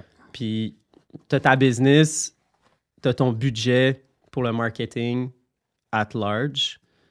Tu mettrais-tu 50% dans l'organique pour créer du contenu intéressant, 50% dans la pub? Comment est-ce que tu vois ça? C'est jamais pareil, honnêtement. C'est toujours du cas par cas. Puis, ça dépend. Si c'est une business saisonnier, puis on est le mois de mars, mois d'avril, on fera pas là, d'organique live. Là. On va pousser vraiment ça à la pub parce que c'est comme leur grosse saison pour ramasser des soumissions. Right?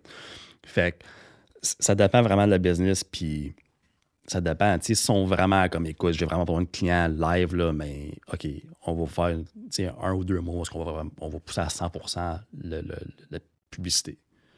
Mais, je leur dis, par contre, aussitôt qu'on a du lousse, il faut sauter sur l'organique, là, puis éventuellement, mais c'est juste de l'organique, éventuellement. une fois que tu es assez positionné puis tu as des leads qui rentrent. Mais là, après ça, on peut vraiment prendre ce budget-là pour lieu de le mettre en pub Facebook, mais on paye une équipe genre pour faire comme du contenu vidéo puis des affaires de même. Ouais. Puis toi, tu fais que du marketing digital. Touche pas au papier, télé. Non. Ça s'en va où tout ça? Y a-t-il encore une place? Je sais pas. Mais tu vois, c'est drôle, il y a une baisse à Gatineau, eux, ils font comme des genres de. Colin, comment t'appelles ça? Comme des pamphlets, genre, des flyers, mettons. Puis j'ai vu des campagnes qui ont eu comme des pas mal bons résultats. Fait qu'il y a encore de quoi faire avec ça. Tu sais, il y a des situations des fois vraiment spécifiques. J'avais fait un site à un moment donné pour une épicerie à Elmer. Puis eux, il y avait une promotion où est-ce qu'ils offraient la livraison gratuite aux personnes genre aînées, comme dans des blocs de retraités, des enfants de même. Fait que pour eux, tu sais, cette clientèle-là, vraiment spécifiquement, c'est du monde qui check encore comme leur boîte à mal tous les jours pour des deals des enfants de même. Puis ils sont pas comme nécessairement autant sur Facebook. Right? Fait que eux, j'étais comme, tu sais quoi, vous devriez faire une campagne de pamphlets, man. Comme, tu sais, comme les enfants de Canadian Tire que tu reçois toutes les semaines que tu mets dans le recyclage, tu sais. Puis comme ça se peut marcher, tu sais. Fait que il y a des situations de même. C'est sûr que c'est comme assez rare, là. Mais des fois, il y a encore de quoi à faire. Puis tu fais-tu de la... J'avais entendu parler de la pub géolocalisée, vraiment spécifique, là, comme un quadrilatère d'un quartier. Ouais. Je sais pas comment on fait ça, mais ça se fait Ouais, mais pour eux, ils vraiment font ça. target. Ouais, eux, ils font ça de même. Tu peux aller par code postal, tu peux aller par quartier. Des fois aussi sur Facebook, dépendamment de la business. Tu sais, mettons à Gatineau, il y a comme plein de petits secteurs. Chez Gatineau, c'est petit comparé à Montréal, là, mais même concept. Si j'offre un service vraiment plus, une clientèle que c'est classe moyenne plus élevée, plus luxueuse, je vais, au lieu de juste mettre genre Gatineau dans mon radius, je vais mettre des drops de 1 km de radius dans un quartier que je sais que les gens là, où est-ce qu'ils vivent. Ça va être vraiment spécifique. Fait que des fois, mon audience que je cible, c'est super petit, c'est peut-être genre 50 000 personnes. T'sais, en réalité, tu auras au moins 200 000. Mais si je sais que l'offre est vraiment spécifiquement pour du monde dans des quartiers spécifiques, je veux pas cibler toute l'Outaouais où est-ce que 80% du monde n'ont pas rapport. OK. Fait que là, après, c'est, comme tu disais, d'établir une stratégie de lead gen organique et publicité payante. Éventuellement, le but, c'est de faire que de l'organique. Ouais. Il y a quand même des marques, je pense à Apple, ils vont toujours faire de la publicité payante. Ouais, c'est sûr. Pourquoi est-ce qu'eux pourront jamais s'en sortir avec que du organique? Mais Tesla, par exemple, eux, c'était que du organique. Là, ils ont presque pas fait de pub. Là. Ouais. Ça dépend du modèle. Je pense que les deux, ça se fait. Là. Mais c'est sûr que je verrais mal Nike juste comme de plus faire de publicité. Là. C'est comme le monde, ils sont habitués de les voir. Si tu les verrais plus, ça serait un peu bizarre. C'est un peu comme... je pense que genre Lambo puis Ferrari, j'ai jamais vu une annonce de ça. Non. Parce qu'eux, c'est juste pas dans leur modèle. Puis leur clientèle, mais ils n'ont pas besoin de faire des annonces à la TV. Tu vas pas voir une pub de Ferrari puis comme, tu sais quoi, je vais aller m'en acheter une. Ça se passe pas de même, right? Fait que c'est comme, c'est vraiment, ça n'a rien au produit. Par exemple, Nike, si des fois, puis tu sais, je sais, là, je suis le pire pour ça, là, mais je vais être sur Facebook puis je vois comme les nouveaux Alpha Fly. Je suis comme, fuck, je vais me les acheter, tu sais. So, c'est comme, ça marche, right? Mais c'est pas le même, pas le même produit. C'est des produits plus de impulse. Consumer product, impulse purchase. Tu peux prendre une décision rapidement, tu n'as pas besoin de penser à ça pendant 3 mois puis aller parler à ta banque. Non, exact. Fait que ça dépend vraiment de ton produit au bout de la ligne. Puis, mais eux, c'est tellement compétitif que je pense qu'ils vont jamais... Ils pourraient comme survivre sans publicité, je pense. Mais dans un certain sens, ils pourront pas à cause de leurs compétitions sont tellement intenses que... Ils vont perdre leur position. Ouais, je pense bien.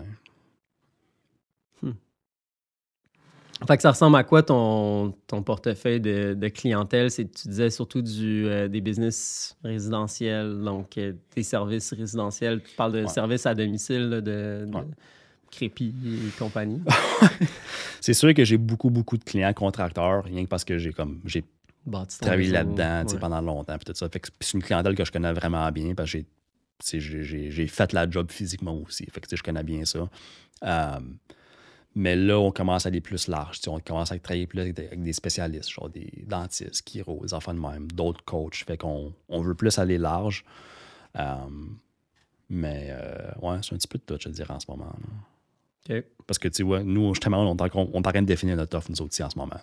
Fait que, tu sais, c'est pas encore clair à 100%. C'est pour ça qu'on le promouvoit pas encore, parce que on a encore de la job à faire là-dessus. Là. Donc, après la stratégie de génération de leads, vient la conversion, la vente. Oui, Il y a d'autres choses.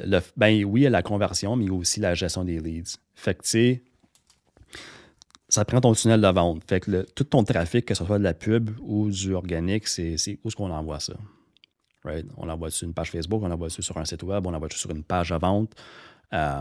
Puis là, après ça, est-ce qu'on utilise un lead magnet ou est-ce qu'on essaie de pitcher le service tout de suite? T'sais, moi, je pense que des lead magnets, qui essentiellement, c'est quelque chose que moi, je vais te donner gratuitement en échange de ton information de contact. C'est un outil super puissant. Là. Comme honnêtement, souvent, quand je travaille avec mes clients, quand on parle de l'offre, en même temps, je leur mets dans la tête qu'on devrait créer un lead magnet aussi. Parce que c'est super, super important. Puis ça vient beaucoup aider avec le côté organique à long terme aussi. Puis est-ce que les lead magnets, ça s'applique à toutes les industries, selon toi? Oui. Ouais. Celui qui fait du crépi, ouais. Ça ressemblerait à quoi un lead magnet pour une compagnie de crépi? Ça pourrait être un e-book que tu donnerais 5 choses pour préserver ton crépi plus longtemps. Ou 5 choses, je sais pas, il faudrait que j'y pense, mais il faut juste que tu donnes la valeur. Guide ou... Ouais, quelque chose du genre. Exemple, il y a un client que j'ai rencontré la semaine passée, un client potentiel, en fait. Les autres font de la charpente sur mesure. Puis j'étais comme un vraiment bon lead magnet pour vous, là, ça serait un genre de checklist pour l'obtention des permis. Puis parce que c'est vraiment compliqué à avoir comme toute la paperasse en place pour pouvoir comme, faire ton projet. Puis le monde, souvent, sont overwhelmed quand ça vient à ça. J'étais comme, si tu leur donnerais une checklist, là, step by step à suivre, là, pour qu'ils soient prêts après ça, là, ça l'aiderait le monde. C'est un bon lead magnet. Puis la façon que moi, que je pense à des lead magnets, là, c'est... Il y a un principe que chaque problème a une solution, puis chaque solution crée un nouveau problème. OK? Fait que là, moi, je veux que mon lead magnet, ça soit une solution complète à un problème spécifique. OK? Puis le nouveau problème qui va être créé par ma solution, la solution à ça, ça va être mon offre de service. OK? Fait qu'un exemple facile, on va dire que, mettons, je suis un fiscaliste. OK?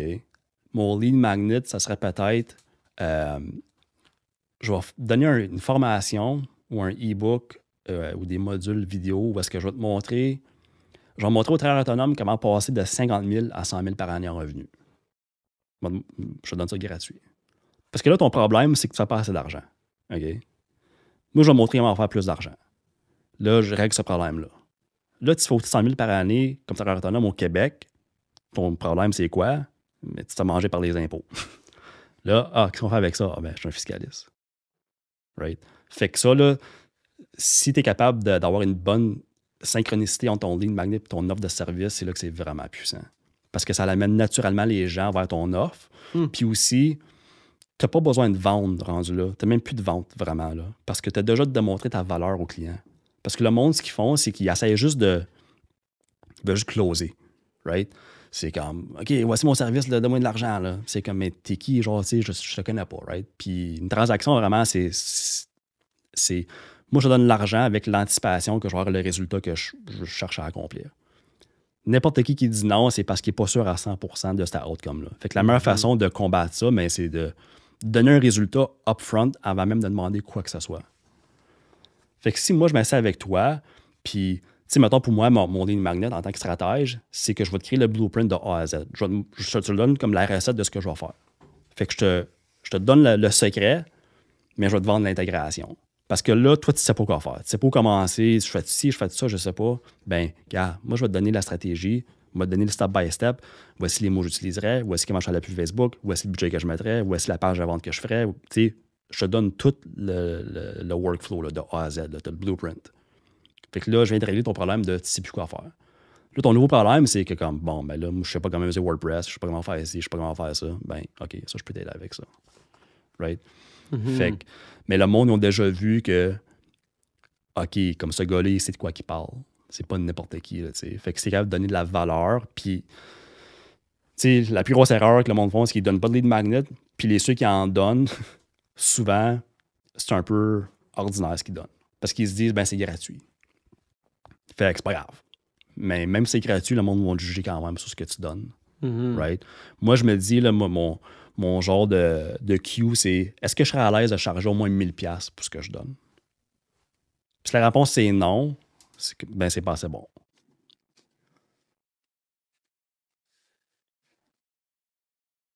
Puis quand la personne est prête à aller de l'avant, ben, il va pas aller choper. Il est comme, OK, ce gars-là m'a déjà donné tellement de valeur. Je n'irai pas appeler l'autre Joe Blow là, que je connais pas. Là. C'est sûr que je deal avec lui. Là. Combien tu veux? OK, cool. T'sais. Donc, tu parles de lead magnet dans l'étape de gestion de lead, mais le lead magnet, c'est pas un outil de génération de lead? Oui, on aurait dû en parler tantôt. C'est plus un... OK. Parce que ça peut être une pub, carrément. 100%. Cliquez ici pour télécharger notre guide. Ton brand awareness peut être avec ton lead magnet. 100%. Parce que là, après ça, on collecte l'information du contact. Puis c'est là qu'on peut commencer à envoyer des courriels à chaque semaine, à chaque mois. Parce que tout le monde qui font la publicité payante compétitionne pour le monde, la petite bulle de personnes qui sont prêtes à acheter là. Le monde qui sont live sont prêts. Puis c'est très, très compétitif. Avec ton lead magnet, tu viens ramasser un peu de n'importe qui sont peut-être pas prêts là, mais peut-être que dans 6 mois, dans 1 an, dans 2 ans, on va être prêts. Ça, c'est beaucoup moins compétitif. Mais ces gens-là, le jour va venir où est-ce qu'ils vont être prêts. Là. Puis toi, si tu es capable de leur donner de la valeur, puis de entretenir une petite relation avec eux, mais quand ce jour-là va venir, c'est un client. Là. C'est sûr que c'est un client. Right?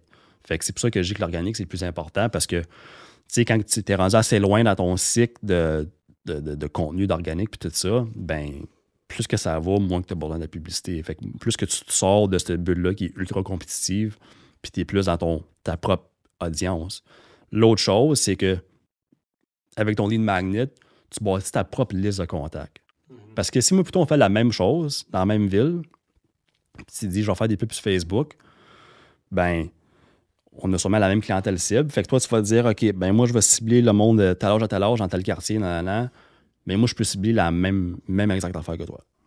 Right? Fait que là, on compétitionne. Si tu as une liste de courriels, ça t'appartient. C'est comme, il n'y a personne qui peut toucher à ça. Là. It's yours, right? Puis en même temps, ben c'est du marketing gratuit. Fait que si t'es rendu, tu sais, t'as comme peut-être un offre, je sais pas, on va dire pour Black Friday ou je dis n'importe quoi, là, mais puis t'as 1000 personnes sur la liste de courriels, ben tu blasses aux 1000 personnes, même si tu génères rien que 10 clients, mais c'est 10 clients que tu as générés pour free, là, right? Fait que c'est pour ça que les lead magnets, je pense qu'à long terme, c'est super puissant. Tout le monde devrait donner quelque chose. Tout le monde devrait donner la valeur upfront, selon moi. Donc là, la 4e étape, c'est la gestion des leads. Puis ça va être intéressant de plus rentrer dans les détails là-dessus parce que si tu vends des sneakers, ça se peut que tu le vendes le jour même. Mais si tu vends des trucs, des tickets à 100 000$ ou des Ferrari, comme tu mentionnais, ça, c'est j'imagine qu'il y a une étape d'entretien ou de nurturing pour avoir la personne quand elle va être prête. Dans notre business, c'est des gros investissements. Les gens veulent apprendre à nous connaître. Et je pense pas qu'on peut closer un investisseur en moins de 3 mois. Là. Ouais. C'est le temps d'une couple de rencontres. Puis, donc, j'imagine que c'est là l'étape de la gestion de lead. Ça entre en jeu. C'est une fois que tu as généré un lead, comment tu fais pour l'amener à l'étape finale? Oui, puis ce processus-là, il est très, très différent. T'sais, comme pour vous autres, c'est comme un autre univers complètement comparé à mes contracteurs. Fait que, tu sais, pour mes clients typiques de service, faut que tu te dises, OK, mais le monde, quand ils sont en train de checker pour un service, c'est comme ils sont prêts à aller de l'avant assez... En 24 heures. Oui, assez rapidement, right? Puis souvent, ce qui arrive, c'est que les entrepreneurs, ben, sont aussi en train de faire whatever qu'ils font comme service. Fait que, tu sais, mettons, mes gars de toiture, ben, durant le jour, mais sont sur le chantier. Fait que là, les leads, ils appellent, il n'y a pas de réponse. Fait que là, le gars, il appelle le prochain, puis il appelle jusqu'à temps que quelqu'un répond. Puis peut-être que la personne qui répond va booker la soumission la journée même. Puis, ben, par le temps que mon client il a répondu le lendemain, le gars, il a déjà donné la job. OK? Fait que c'est des petites affaires de même. Fait que pour moi, c'est, de un, comment est-ce que tu gères tes leads? Puis si je leur pose la question, quand tu t'appelles live, là, tu fais quoi avec l'information? Tu mets ça où? Puis souvent, c'est comme, ils ont des post-it qui traînent dans leur truck, là, tu sais. C'est un peu... s'ils sont vraiment bons, ils ont peut-être un fichier Excel qui est genre à mi-temps. Je suis comme, OK, tu sais, au moins c'est quelque chose, mais... Fait que la base de la gestion des leads, c'est un CRM. Là. Ouais, vraiment. Parce qu'on veut automatiser tout ce qui est comme... Tout ce qui est répétitif, là, on veut l'automatiser. Parce qu'on gaspille les leads, littéralement, là, sinon. Puis souvent, ça fait une mauvaise réputation. Tu sais, si tu appelles une lead 3 jours après qu'elle t'a appelé, mais ça te paraît pas super hot, là, tu sais. Fait que, où est-ce que tu organises tes leads? Est-ce qu'on peut automatiser tout de suite, aussitôt qu'une personne remplit un formulaire de contact, il y a tout de suite un courriel qui est envoyé disant « Hey, merci, on va te rappeler bientôt. » Puis même là-dedans, tu peux tout de suite commencer à faire la vente. Tu sais, si, exemple, un de mes clients, lui, fait comme des services de paysagers aménagés, vraiment haut de gamme. Aussitôt que tu remplis le formulaire de contact, ben, tu reçois un courriel qui dit que on va te rappeler dans les prochaines 24 heures, blablabla. Mais aussi, on met des témoignages des clients qui ont déjà fait la job. Fait qu'on vient tout de suite comme mettre notre posture de c'est un service à la coche, des enfants de même. Là, c'est pas aller plus loin. Une fois que la soumission est bookée, on peut renvoyer des rappels automatiques, des choses de même, mais tu veux juste avoir une structure. Puis quand je dis le blueprint, là, c'est vraiment détaillé dans le sens que c'est comme quand la personne prend telle action, voici ce qui peut arriver. Là, si ta chose arrive, voici comment est-ce qu'on fait ça. T'sais, le monde, ils n'ont pas de processus clair, fait que ça vient vraiment lourd à gérer. Puis si tu n'as pas un blueprint vraiment détaillé, l'autre gros problème, c'est que si je te demande « Hey, comment va ton marketing? » C'est comme super subjectif. Tu vas me dire « Ah, ça va super bien, peut-être parce que ça fait bien d'argent cette semaine, mais peut-être que ton processus il est peut-être brisé, là, on ne le sait pas. » Right? Ou si tu me dis « Ah, ça va pas bien pendant tout. » Je vais faire « OK, pourquoi? » Ben, je sais pas, on close pas. Okay, mais ça peut être mille une affaires. Fait que quand on a un blueprint vraiment détaillé, avec chaque étape segmentée, je peux vraiment mettre le doigt sur « OK, là, ça marche, ah, c'est là que ça bug. » Tu sais, ça peut être peut-être sur la pub, peut-être sur la page de vente, peut-être c'est notre processus pour booker soumission, peut-être c'est après qu'on a fait la soumission et qu'on l'a livré, je ne sais pas, ça peut être bien des affaires, mais quand on a un processus vraiment détaillé, on peut vraiment pinpoint toujours le point le plus faible de notre processus, le régler. Là, après ça, ça va être quelque chose d'autre. Mais on est constamment en train d'optimiser, right? Fait que gestion de lead, c'est oui, le CRM. Un CRM, un blueprint. Ouais. Puis tout ce que tu peux automatiser le plus possible pour te rendre ça le plus facile à gérer. Parce que sinon, ça met une limite sur ce qu'on est capable de prendre comme leads, tu sais. Puis tu me pointais quelque chose tantôt, dépendamment du type de produit que tu vends, ça va être moins de questions versus un autre produit, ça risque d'être plus de questions. Tu sais, nous, on nous disait, si tu veux que les gens remplissent le form, il faut qu'il y ait le moins de questions possible. Mais là, ça me fait réaliser qu'avec un high-ticket offer comme on a, au contraire, on devrait peut-être avoir plus de questions, puis filtrer le monde, puis mettre une barrière à l'entrée un petit peu plus élevée. Ouais. Puis j'irai même plus loin où est-ce que je vais peut-être mettre une question dans le formulaire qui va être une question quasiment rien qu'exprès pour rendre le monde inconfortable que je sais que c'est pas ma clientèle cible. Puis les faire peur, littéralement. Parce que je veux pas qu'ils les remplissent.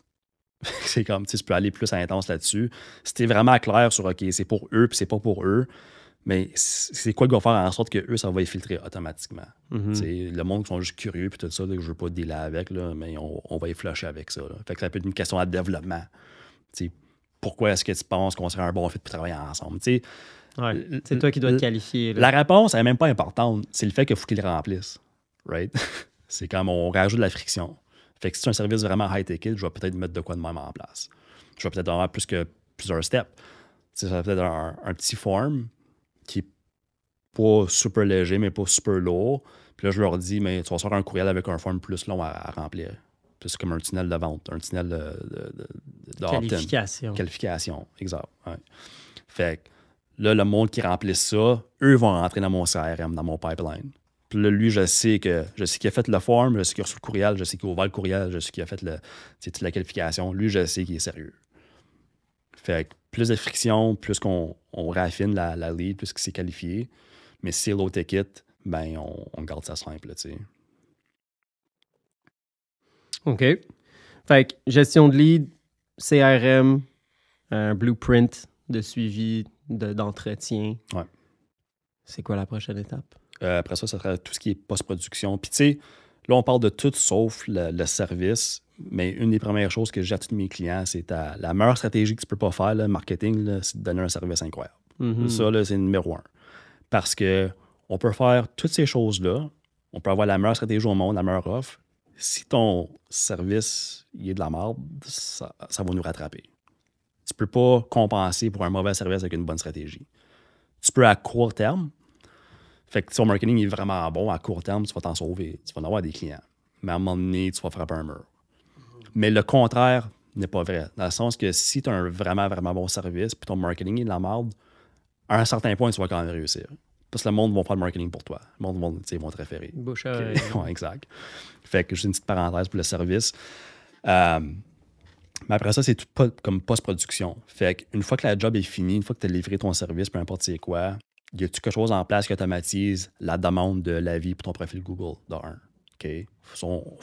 Chaque client avec qui tu deals, il faut que ça devienne un avis ou un témoignage ou les deux. Comme 100%. OK? Puis l'autre chose qui est vraiment facile, c'est est-ce que tu demandes à tes clients s'ils ont des gens à te référer? Tu sais, c'est tellement un gimme que personne ne le fait, mais ça te coûte à rien. Puis, assumant que tu as donné un bon service, souvent les gens vont dire ah, ouais, peut-être, mon cousin ici, mon oncle, whatever. Ah, parfait, ramasse la lead. C'est une lead qui t'a coûté $0. Puis, le fait que c'est une référence, tu as beaucoup plus de chances de la closer aussi. Fait que c'est comme, tu sais, des petites affaires bien faciles de même. Là, le monde y échappe ça souvent.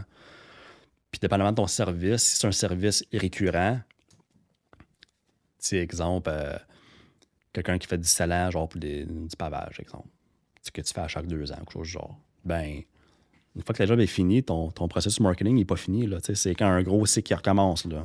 Puis là, ben, je peux tout de suite setter que dans 18 mois, je vais recommencer à envoyer des courriels. Hey, l'été s'en vient, réserve ta place, je sais pas trop, mais on veut-tu le mettre ça en place? Ouais. Fait que gestion de lead, là, tu parlais de post-prod. Là-dedans, il y a aussi l'étape de la vente. Ouais. Ça, c'est quelque chose sur lequel toi, tu travailles ou rendu là, c'est plus du marketing quand c'est rendu à la vente? C'est plus du marketing. C'est sûr que je me débrouille comme vendeur, mais je suis pas... je dis pas à mes clients, je vais être coach en vente. Par contre, je connais du monde qui peut les coach en vente. Fait que si je vois que c'est un problème, on va travailler là-dessus. Là. Puis éventuellement, c'est sûr que je vais arriver à un point où est-ce qu'on peut vraiment offrir une formation en vente, surtout axée sur la neuroscience, pour quand même utiliser ça pour être plus efficace. Là. C'est là qu'on va aller éventuellement. Oui, parce que dans certains cas, le processus de vente va être vraiment simple. Tu te pointes, tu fais un estimé, signe le contrat ici. Souvent, D'autres plus high-ticket offers, ça risque d'être plusieurs touchpoints, une première présentation, des suivis. J'ai vu des compagnies de services de software qui nous ont approchés. Puis écoute, on s'est parlé 3-4 fois. Là, puis c'est des gros contrats à 10 15 000 $ pour l'année. Puis fait que, ils mettent des efforts. Puis c'est un long processus. Fait que juste ça, c'est un processus à créer. Ouais, 100%. À rendre plus efficace. Ouais. Nice. Fait que offre, définir ton offre versus service, ton identité de marque, l'étape du lead gen, l'étape importante de la gestion des leads avec le blueprint, le CRM, processus de vente, post-prod, puis offrir un service de feu. ton meilleur outil de marketing, ça, là, c'est clair. Là, ton meilleur marketing, c'est tes clients satisfaits. Là, je le répète souvent, mais il faut faire l'effort d'aller chercher les références, puis les reviews et tout. Oui, puis tu sais, les reviews, comme la réalité, c'est que les gens sont très souvent juste motivés à laisser un avis quand ils sont en crise. Là. C'est souvent ça que c'est. Ouais. Fait qu'il faut être vraiment proactif à, mettons, mes clients contracteurs. Tu sais, au début, quand moi, je faisais de l'asphalte, je me rappelle, je finissais à la job, je faisais le tour avec la madame. J'étais comme, puis, t'es-tu contente? Tu sais, la job est belle. Elle était comme, ah oui, je suis vraiment contente. Puis j'étais comme, tu peux-tu me rendre un gros service? Tu sais, quand tu as 2 minutes, fais juste, va sur Google puis laisse-moi un petit 5 étoiles. Elle était comme, ah oui, je vais te faire ça. Tu sais, tu faisais jamais. C'est comme jamais. Fait que là, à la fin, ce que je faisais, j'étais comme, t'as-tu ton sel autour et sort les vite fait. Là, on le faisait en de spot. Mais fait que, tu sais, il faut vraiment être proactif. Là, c'est sûr qu'à ça, avec les CRM, on peut automatiser beaucoup de ça, mais je pense que tu devrais quand même, en personne, si tu es capable de le ramasser, fallait, là, parce que sinon, tu vas en échapper beaucoup. Puis, petite parenthèse, les avis de profil Google, il y a beaucoup de monde qui font pas ça, là, mais quand tu reçois un avis, vraiment important de répondre à l'avis, aux commentaires. Pas pour le client, pour l'algorithme de Google. C'est quand même un des plus gros facteurs dans ce qui fait en sorte que ton profil il se positionne plus haut ou non. Fait que souvent, je vois des business qui ont beaucoup de reviews, ce qui est bon, mais il répond à rien. Il répond à aucun avis. Fait que il répond à tous les avis, puis même si quelqu'un te laisse un 1 étoile, il répond quand même. Puis pas genre, commence pas à t'estimer avec. Là.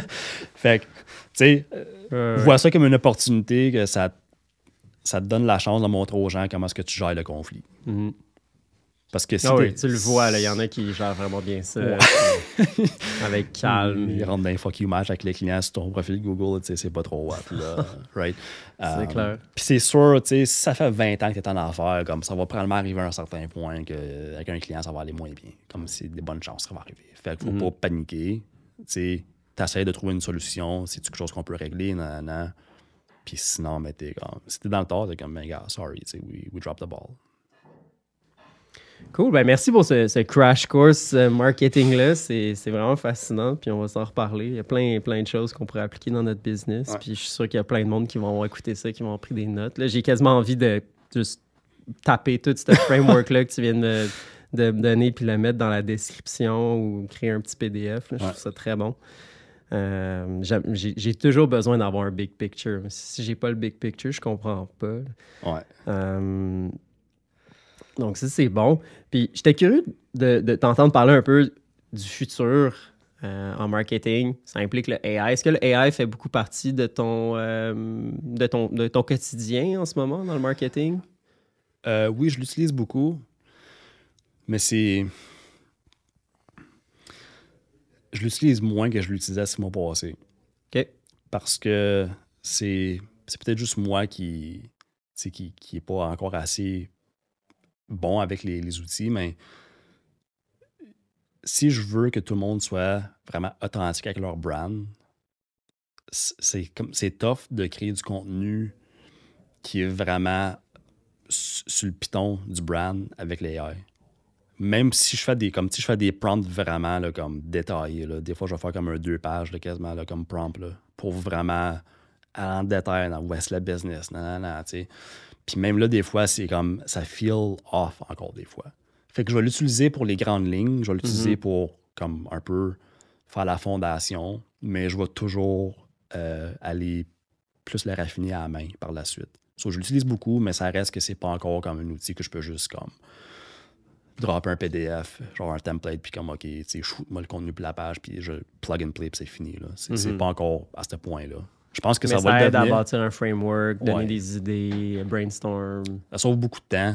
Tu sais, des fois, exemple, si je travaille pour un client, que c'est un service que je connais plus ou moins, tu sais, si je ferais le creepy aujourd'hui, exemple, je serais comme, OK, tu sais, c'est quoi tous les problèmes potentiels avec les creepy si c'est mal fait? Ça peut être quoi les coûts associés pour le propriétaire de la maison si c'est mal fait? Des affaires de même que je peux pas le savoir. Au lieu d'aller faire la recherche et que ça me prenne 6 heures, ben au moins je peux avoir vraiment une bonne idée de dans quoi je m'embarque comme en 2 minutes. Fait que pour ça, c'est vraiment efficace. OK. Ouais. Cool. Je sais pas si t'es intéressé d'aller dans un volet plus personnel. J'aime ça, entendre parler de comment nos chers entrepreneurs qui nous visitent sur le podcast deal avec une vie d'entrepreneuriat, mais une bonne vie personnelle aussi. Puis pour reprendre le langage de Denis, tu me dirais que ce serait quoi ton mode de vie ou ton hygiène de vie pour demeurer riche et spirituel, comme Denis le mentionne souvent? C'est encore un work in progress. En fait, ça va l'être jusqu'à temps que je meure. Mais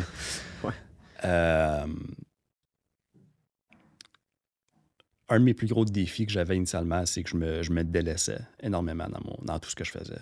Il fallait vraiment que je me défonce puis comme que je souffre pour me sentir accompli. Ouais, pour me sentir comme j'avais une valeur. Comme moi, comme personne, c'était pas suffisant. Il fallait que j'aille me défoncer. À cette heure, je reconnais beaucoup plus que peu importe ce que je fais, j'ai cette valeur-là. Puis, il y a beaucoup de choses qui m'aident. C'est sûr que le coaching, ça m'a aidé énormément, là, mais si on va plus dans le concret, dans mon day-to-day, la méditation, c'est extrêmement important pour moi. Puis, tu sais, je suis pas super constant, mais je te dirais que c'est pas tous les jours, mais quasiment. Des fois, c'est plus qu'une fois par jour. Même chose pour beaucoup d'exercices de respiration. Cohérence cardiaque. Ouais, cohérence cardiaque, vraiment.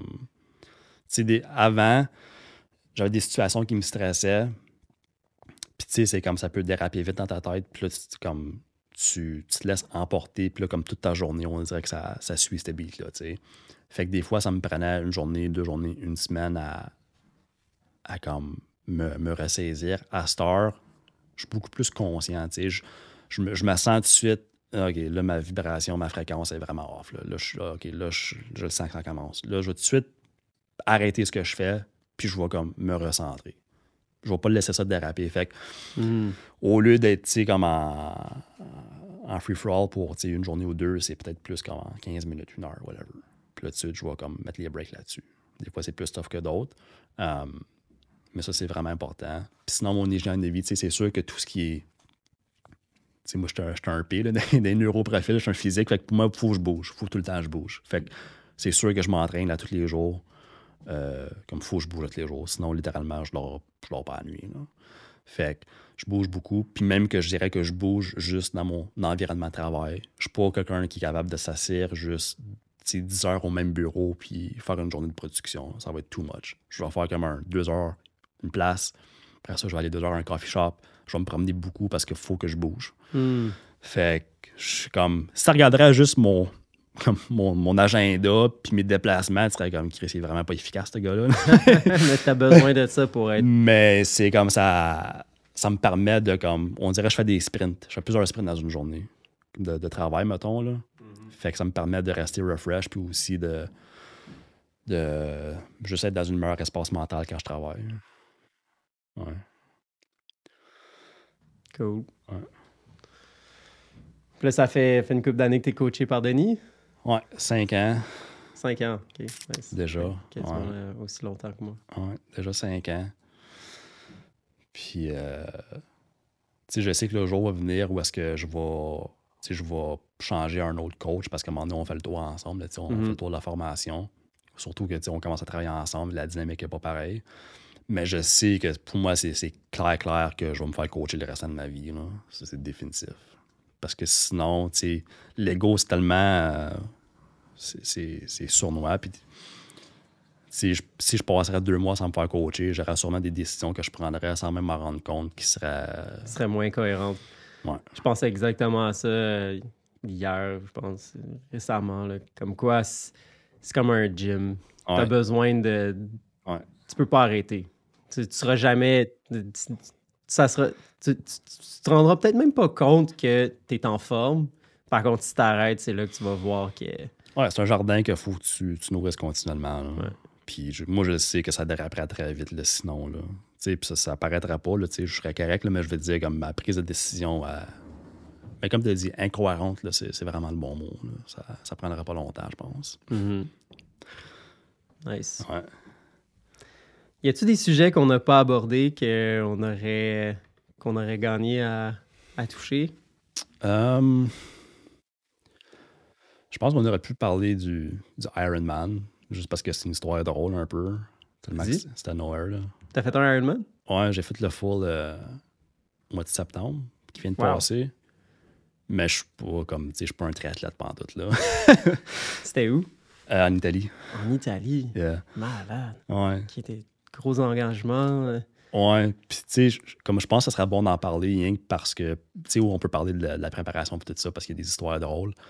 Mais, comme quand je m'étais inscrit, le monde me demandait, tu sais, pourquoi tu veux faire ça? Non? Puis ce que je leur disais, puis ce que je croyais vraiment, c'est que je voulais un défi qui allait vraiment me sortir de ma zone de confort.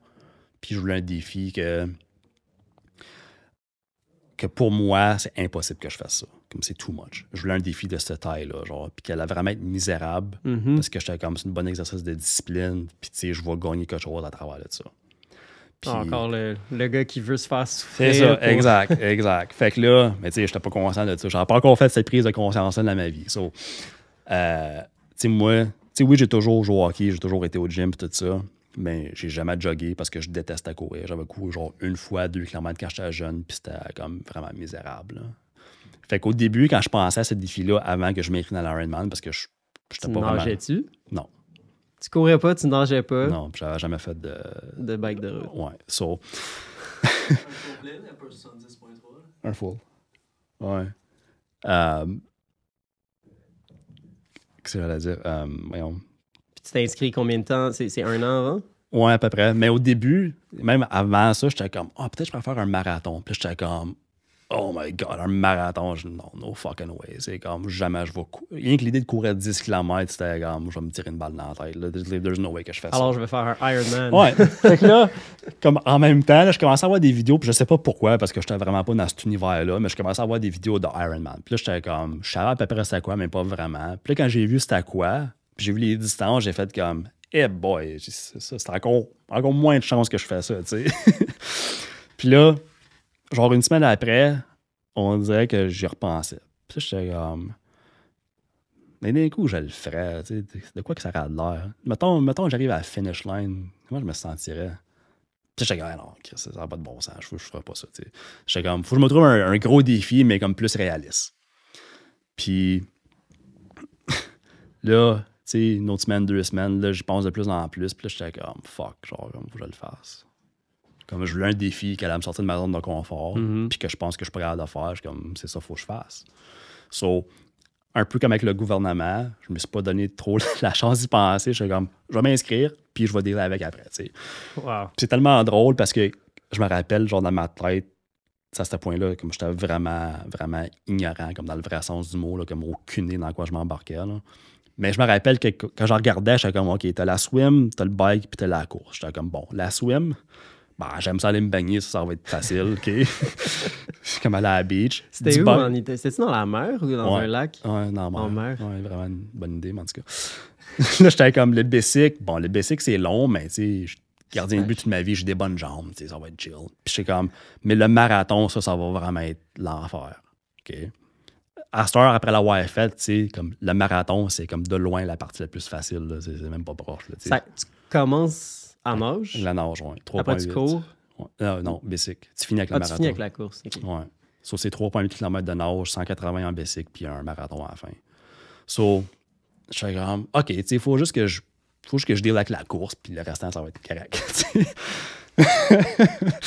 Rookie mistake. Anyways, j'arrive, je me rappelle, à Gatineau, au centre sportif, genre mon première semaine d'entraînement. Puis j'arrive à la piscine, j'ai pas de câble, j'ai pas de lunettes, j'ai fait encore. Moi, je suis même pas conscient qu'il y a comme une technique pour respirer dans l'eau. Je sais même pas encore que ça existe, OK? Puis là, mon premier workout, je pense que c'était comme 2000 mètres. Comme bien easy. Ça, là, moi, j'arrive, je rentre dans l'eau. Puis là. T'avais un entraîneur ou t'avais un programme? Ben, oui, je me suis engagé un entraîneur de triathlon qui était à Montréal, Martin Bourgard, Charlotte, il est vraiment bon coach. Mais, comme tu sais, je l'ai jamais vu physiquement, c'était tout par Zoom à chaque semaine. Fait que j'avais pas un coach de nage. OK. Fait que là, je rentre dans la piscine. Puis cette journée-là, c'était ouvert, c'est des laps de 50 mètres. Fait que là, je suis comme, bon, ben, OK, qu'est-ce que je pars? Fait que là, je commence à nager, mais je nage comme si j'étais à la beach, tu sais, la tête sortie de l'eau, puis là, tabarnak, c'est dur. Puis j'arrive au bout de 50 mètres, brûlé mort, là. Comme, j'aurais pas été capable de revenir l'autre bord. Puis là, j'étais à côté sur le bord, puis là, je prends un machin en 2 minutes, là, je suis comme... Qu'est-ce que j'ai fait là? Non, man, je suis mort à... Ouais, j'étais comme, OK, je suis brûlé après 50 mètres, puis même si je viens de commencer mon training, je suis pas comme super out of shape, tu sais, mon cardio, il est pas comme mauvais à ce point-là, there's no way, tu sais. J'étais comme, OK, il faut que je fasse 3,8 km, puis c'est dans la mer, là, j'étais comme, tabarnak, ça marche pas, mon affaire. Là, j'étais comme, non, tu sais quoi, je vais juste continuer, puis ça va se placer. Là, je fais comme 2 autres laps de même, là, j'étais comme, OK, non, je perds mon temps en ce moment, là, c'est comme quelque chose que je fais de wrong. Puis là, je regarde le monde dans l'entour. Puis là, je vois comme, OK, il y a comme une... OK, il y a une façon, là, je le fais pas comme du monde. Fait que là, je suis sorti de la piscine, j'allais sur YouTube, puis j'étais comme, OK, c'est juste ça, il faut juste que j'inspire dehors, puis j'expire avec mon nez dans l'eau. Comme, OK, c'est juste ça. Essaye de faire ça, je m'étouffe tout de suite, j'étais comme, OK, fuck, c'est vraiment tough. OK? Puis ça m'a pris un bon 6 semaines à comme venir à bout de juste faire de la respiration, comme du monde. J'étais vraiment pas naturel, là, tu sais. Même là, c'est comme, tu sais, je suis rendu bon, tu sais, je suis à l'aise. Mais je suis slow, là. C'est comme si je traîne un piano dans l'eau. Puis je me rappelle, j'allais comme j'avais 2 fois par semaine des nages. Puis tu sais, j'arrive là, puis t'as comme des madames de genre 55 ans, super out of shape. Puis il passe à côté de moi là, comme si de rien n'était. Là. Comme je me fais laver. Fait que c'était comme très humbling comme expérience. Mais comme pour le vrai à la nage, c'est ce qui m'a fait le plus peur. Parce que quand je suis arrivé, Moi, c'est ce qui me ferait le plus peur aussi. Là. j'étais rendu à l'aise, tu sais. Sauf que j'étais à l'aise au lac Meach, mettons, à côté de Gatineau. Okay? Là, dans la mer. Puis cette semaine-là, il faisait vraiment pas beau. Il y avait des tempêtes toute la semaine, fait qu'il y avait de la grosse vague. Tu t'es-tu entraîné en mer? Non. Fait que, tu sais, c'est comme tout le long, c'est ce qui m'inquiétait, c'est comme ça va être quoi nager dans la mer. Parce que ta technique peut être parfaite dans une piscine, mais quand tu arrives open water, c'est plus pareil pendant tout, là. Puis dans la mer, c'est encore moins pareil, right? Dans l'eau ultra salée, là. Ouais. Puis je me rappelle, tu sais, la course le samedi, puis le vendredi. Mais tu flottes plus? Tu flottes plus. Ça, c'est l'upside. Tu le voyais-tu? Ouais. Ça, c'est sûr que ça l'aide. Sauf que quand t'en vas de l'eau salée, ce qui est vraiment misérable, là. Puis le vendredi, Mark, il est comme, tu sais, il dirait faire une petite swim, genre juste comme pogner le fil, puis tout ça. Puis je suis comme, ouais, c'est sûr. Puis je me rappelle, je mets mon wetsuit, puis là, je regarde ça, puis c'est comme, il y a la grosse vague, là. Puis je suis comme, yeah, boy. Là, je suis comme, OK, tu sais quoi, je me rends à il y avait comme une petite bouée nowhere, là, je suis comme, peut-être 20 mètres, là, vraiment pas loin. Je suis comme, aller là, puis, tu sais, juste pogner les fils. Puis je te dis, je suis pas capable de faire le 3 pieds. Je faisais un stroke, je m'étouffais tout de suite dans la vague, je me tournais, je mangeais la vague qui s'en venait, puis j'étais comme. Ça, c'est juste avant la compétition. Ouais. Là, je suis comme, OK, t'as une minute. Là, je rassaille. Puis là, j'étais comme, OK, non, je sors pas de l'eau tant que j'ai pas comme une bonne petite séquence, comme avoir au moins un peu de momentum, tu sais, avant demain. Pas capable. Comme pas capable, pas en tout. Puis à toutes les fois, je m'étouffais, puis là, j'étais comme sur le bord, fait que je mettais mes pieds à terre. Puis là, j'étais comme, tabarnak, je vais faire quoi demain, man? Comme demain, il faut que je nage 3,8, puis je suis comme, t'es dans la mer, là. Tu peux pas toucher à terre. Puis tu sais, Ironman, t'as pas de flottant, là, t'as fuck all, là. Parce que là, je me rappelle, je suis sorti de l'eau, puis comme je regardais dans la mer, puis j'étais comme, ouais, man. Comme, mais c'est une idée de cave de m'inscrire ici. Genre, tu sais, j'aurais pu faire ça dans une rivière. Demain. Mais j'étais comme, OK, genre, faut que j'étais comme, je peux pas bail out. J'étais comme, tu sais, ma blonde, ma mère sont venues jusqu'en Italie, tabarnak, ça fait comme un an, je train. Mais j'étais comme, mais si je vois, c'est sûr, je me tue. J'étais comme, ouais. Là, j'étais vraiment pas bien. Comme, gros stress. Puis là, je me suis juste dit, comme, écoute, demain, je vais me réveiller, je vais me présenter, puis je vais comme SS la mer demain matin, puis je vais dealer avec ce qu'il y a rendu là. Le lendemain, j'arrive, puis il faut vraiment t'arrives de bonne heure, fait qu'il était comme 4h30, fait que la mer est super calme. Puis je suis comme, OK, ça, je peux dealer avec ça. Mais là, ça brette, puis il est rendu 6h, puis 7h, puis 8h, puis là, le vent, il pick up, puis là, la vague pick up, là, je suis comme, on peut-tu juste fucking commencer, man? Là, par le temps que moi, j'ai rentré dans l'eau, comme il commençait à avoir un peu de vague. C'était pas intense comme la veille, mais assez pour que je sois pas à l'aise. Mais finalement, ça a super bien été. T'as pogné ton beat. Puis... Ouais. C'était comme weird comme nage. Ça m'a pris 1h40. C'était vraiment bizarre comme feeling, mais ça a bien été. Puis le bicycle, c'est vraiment ce qui est le plus dur. Puis comme pour moi, j'étais vraiment... 180 km, c'est une trotte, là. C'est longtemps, ouais. C'est le temps de penser à ta vie, en esti, là. Mais je me rappelle, comme quand j'avais commencé, tu sais, j'avais fait de road bike, fait que, tu sais, c'est niaiseux, mais juste clipper dans les pédales, comme pour moi, c'était une transition, là. Puis je me rappelle, la première fois, j'étais à Marina Delmer, puis j'ai un beau bicycle, là, un bicycle de triathlon, comme ben trop bon pour que mon level de compétence à ce point-là, mettons, là. Puis là, je regarde le bicycle, puis je suis comme, OK, mais tu sais, comment est-ce que je start, genre, avec ça? J'étais comme, OK, je vais clipper un pied, je vais me donner un élan, je vais clipper l'autre pied, puis m'a partir, tu sais. So, là, c'est rendu David Goggins. Clip un pied, man. Puis là, pédale, puis là, essaye, pas capable. Oh, je suis comme, fuck, je clippe pas.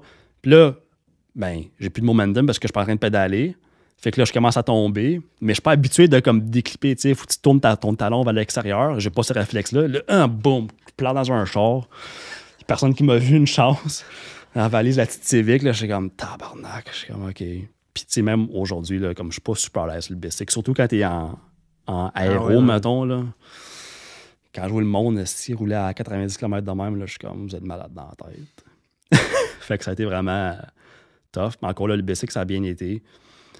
Puis la course, c'était comme la partie la plus facile, là, ce qui est comme un peu ironique à cette heure, là, de penser que la course, c'est un marathon, c'est facile. Ben, comparé au restant, tu sais, c'était quand même misérable, là, mais je veux dire, comme Mais la course, ça se fait bien parce qu'il y a vraiment un environnement spécial. Le vibe, il est nice. C'est quand tu es tout seul. T'sais, le monde pense à ça, puis c'est comme, oh, ouais, je le fais, ça serait nice. Puis c'est comme, quand tu t'inscris, t'es motivé. Quand t'es motivé, c'est facile. Mais tu sais, t'as un high de dopamine, là, parce que là, tu t'es inscrit, t'as fait ton petit post Facebook, t'as eu des likes, là, le monde, là, c'est inspirant, t'as rien fait encore, là. Là, t'as ton petit high de dopamine. Mais là, après 2 semaines, là, il te reste un gap de 8 mois, qu'il n'y a rien, là. Là, c'est juste à tous les dimanches, tous les samedis. Tu t'es préparé en juste 8 mois en plus. Ouais. J'ai fait un demi dans ma préparation, OK. puis un marathon dans ma préparation aussi. OK. Fait que j'ai fait tout ça, mais... C'est vraiment impressionnant, Ouais. ça dit beaucoup sur qui tu es, là. Ça peut pas plus parler. Mais tu sais, ce qui est drôle, c'est que comme quand je pense à ça, au début, je suis comme, je fais ça parce que je veux un défi, nanana, puis c'est comme, OK, c'est super inspirant. Mais ce que j'ai réalisé récemment, puis c'est vraiment moins inspirant, j'ai vu la vraie raison que je pense que j'ai fait ça. Puis c'est avec Denis que j'ai comme un peu réalisé ça. Puis ça revient un peu à ce qu'on disait tantôt. Puis, tu sais, c'est plus mon ego qui était comme, ouais, tu sais, de faire ça, ça serait nice, c'est inspirant, c'est un beau défi. Puis ça l'est. Mais la vérité, c'est que, au moment où est-ce que je me suis inscrit,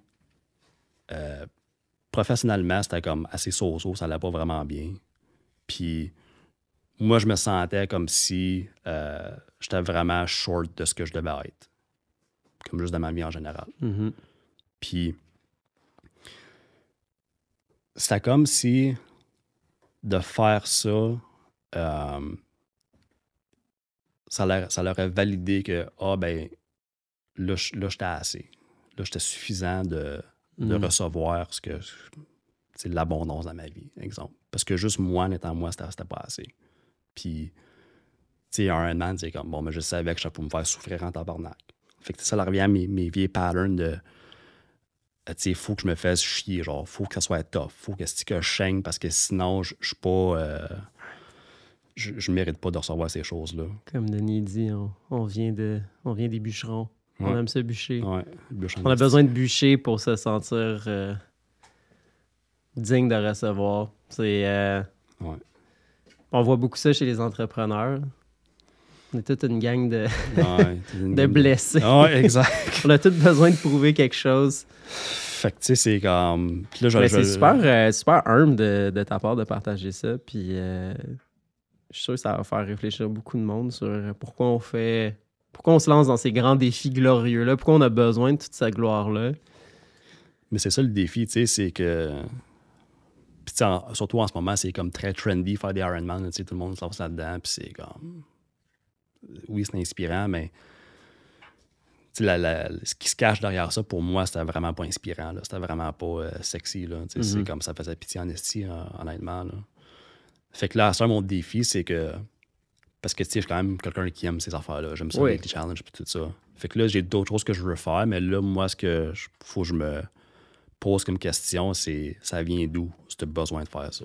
Mm-hmm. Est-ce que je fais ça parce que je sens que je suis pas suffisant? Que là, si je fais ça, là, OK, là, tu le mérites, ton petit succès, Justin. Là, tu t'es fait assez chier, là, tu le mérites. C'est tout ça qui se cache derrière ça. Ou c'est-tu juste parce que je veux me faire valider par les autres? Me faire dire que je suis bon puis que je suis beau. Tu sais, comme... Là, il faut vraiment que j'y pense. Puis des fois, je suis comme, non, je veux vraiment faire telle chose. Je suis comme, mais là, c'est mon ego. Tu sais. Là, il faut vraiment que je digère puis j'y réfléchisse en profondeur. Fait que c'est pour ça que je me suis pas tout de suite lancé dans d'autres choses, même si ça fait des... Même depuis avant mon Ironman, j'ai pensé à d'autres choses que je veux faire, des choses plus intenses, là. Mais je suis comme, je vais vraiment m'assurer d'être vraiment bien groundé dans cette décision-là, puis de savoir que quand je vais le faire, c'est que je m'en calisse des outcomes. Puis je m'en calisse de ce que le monde en pense, là. Je le fais parce que c'est vraiment comme d'une place d'amour, pas une place de, faut que je me blesse pour arriver à quelque part où est-ce que là, j'ai une valeur. Wow. C'est très sage. Puis, je suis content pour toi que tu sois capable de prendre des décisions de même. Puis, je me le souhaite. Puis, je le souhaite à tout le monde autour de nous. D'être capable de prendre des décisions qui, en étant capable de mettre l'ego de côté, c'est pas facile. Ça prend un training, je pense, juste pour distinguer l'ego de notre vraie personne. Puis ça paraît que tu as travaillé là-dessus, puis que tu as étudié, que tu as appris, puis que tu l'as pratiqué après dans ta vraie vie. Il a fallu que tu ailles faire un Ironman pour comprendre ça. Des fois, les leçons coûtent cher. Ouais, vraiment. Puis tu sais, honnêtement, même avec tout le training du monde, ça me prend quand même mon coach, ou ça me prend quand même quelqu'un pour me poser les bonnes questions. Si tantôt on parlait des bonnes questions, parce que même avec toutes mes connaissances, comme tu vas quand même tomber dans ta propre trappe éventuellement. Ouais. Fait que tu as quelqu'un qui peut te challenger, puis d'une perspective extérieure, te faire voir ça d'une angle différente, qu'on peut juste pas tout seul. Il y a toujours ce genre de filtre-là avec ton ego, que tu peux pas juste... Tu peux le reconnaître, mais tu peux pas l'éliminer. Tu sais, je dis pas qu'on devrait l'éliminer, c'est comme l'ego, c'est essentiel. Mais de le reconnaître, puis d'être capable d'avoir une troisième perspective, mettons, qui est comme pas influencée par ça, c'est ça qui est vraiment tough. Ouais. Un travail d'une vie. Ouais, ça finit jamais. Ouais. Mais on voit le progrès. Puis c'est donc plus sain. Ouais, 100%. Cool. Ouais. Il nous reste 3 minutes sur ça. OK. On va close. Dernièrement. on a push l'équipement. Justin, est-ce que tu aimerais nominer quelqu'un que tu verrais venir sur ce podcast-ci? Ouais. Ouais. J'y ai réfléchi pendant que je m'en venais le matin. Je pense que Marquand Laramie serait un invité parfait pour votre show. Marquant Laramie, ouais. Marquant Laramie. OK. Ouais. Tu Cool. vas vraiment l'apprécier comme invité. Ouais, pour plusieurs raisons. Je vais laisser le mystère, là, mais Cool. si vous t'amène quelqu'un, c'est lui. Super, je te remercie pour ça. Puis la question du billboard. Si tu pouvais écrire quelque chose sur un billboard virtuel ou que tout le monde sur la planète pouvait lire, comprendre, qu'est-ce que tu mettrais dessus? Ça serait quoi le message que tu enverrais à l'univers? De rester authentique. Mm-hmm. Ça s'applique à tout dans ta vie. Rester authentique puis suivre cette cohérence-là avec ce qui est vrai pour toi. Mm. Pas facile à faire, mais non important. Non, vraiment pas. Justin, un gros merci pour toutes les connaissances que tu as partagées avec nous, pour l'humilité de venir nous parler de ton expérience avec l'Ironman. C'était comme un bonus à la fin, comme histoire, puis c'est super beau. Très drôle comme histoire, effectivement. Je trouve ça complètement fou que tu aies réussi ça. Puis en même temps, les réalisations que ça t'a amené, c'est vraiment une belle histoire. Ouais. Je te remercie d'avoir raconté ça. Puis Merci à vous j'espère autres. te revoir sur le podcast éventuellement pour continuer à parler de marketing. Ouais, c'est sûr Je suis sûr que... qu'on n'a pas encore épuisé tes connaissances. non, c'est sûr que j'ai vraiment apprécié l'expérience. Fait que merci à vous autres pour d'avoir organisé ça. Puis anytime, lâchez-moi un coup de fil puis je vais repasser, c'est sûr. Good. On va mettre tes coordonnées dans la description. Les gens vont pouvoir te contacter. Perf. Cool. Alors, voici un autre épisode qui se termine. J'espère que ça vous a plu. Si c'est le cas, allez mettre un like, abonnez-vous, laissez-nous un 5 étoiles sur Spotify. Ça nous ferait super plaisir d'entendre vos commentaires. Et n'hésitez pas d'entrer en contact avec nos invités. Ça leur fait plaisir d'échanger avec vous. Donc, sur ce, je vous souhaite à la prochaine. Puis un grand merci d'avoir écouté cet épisode.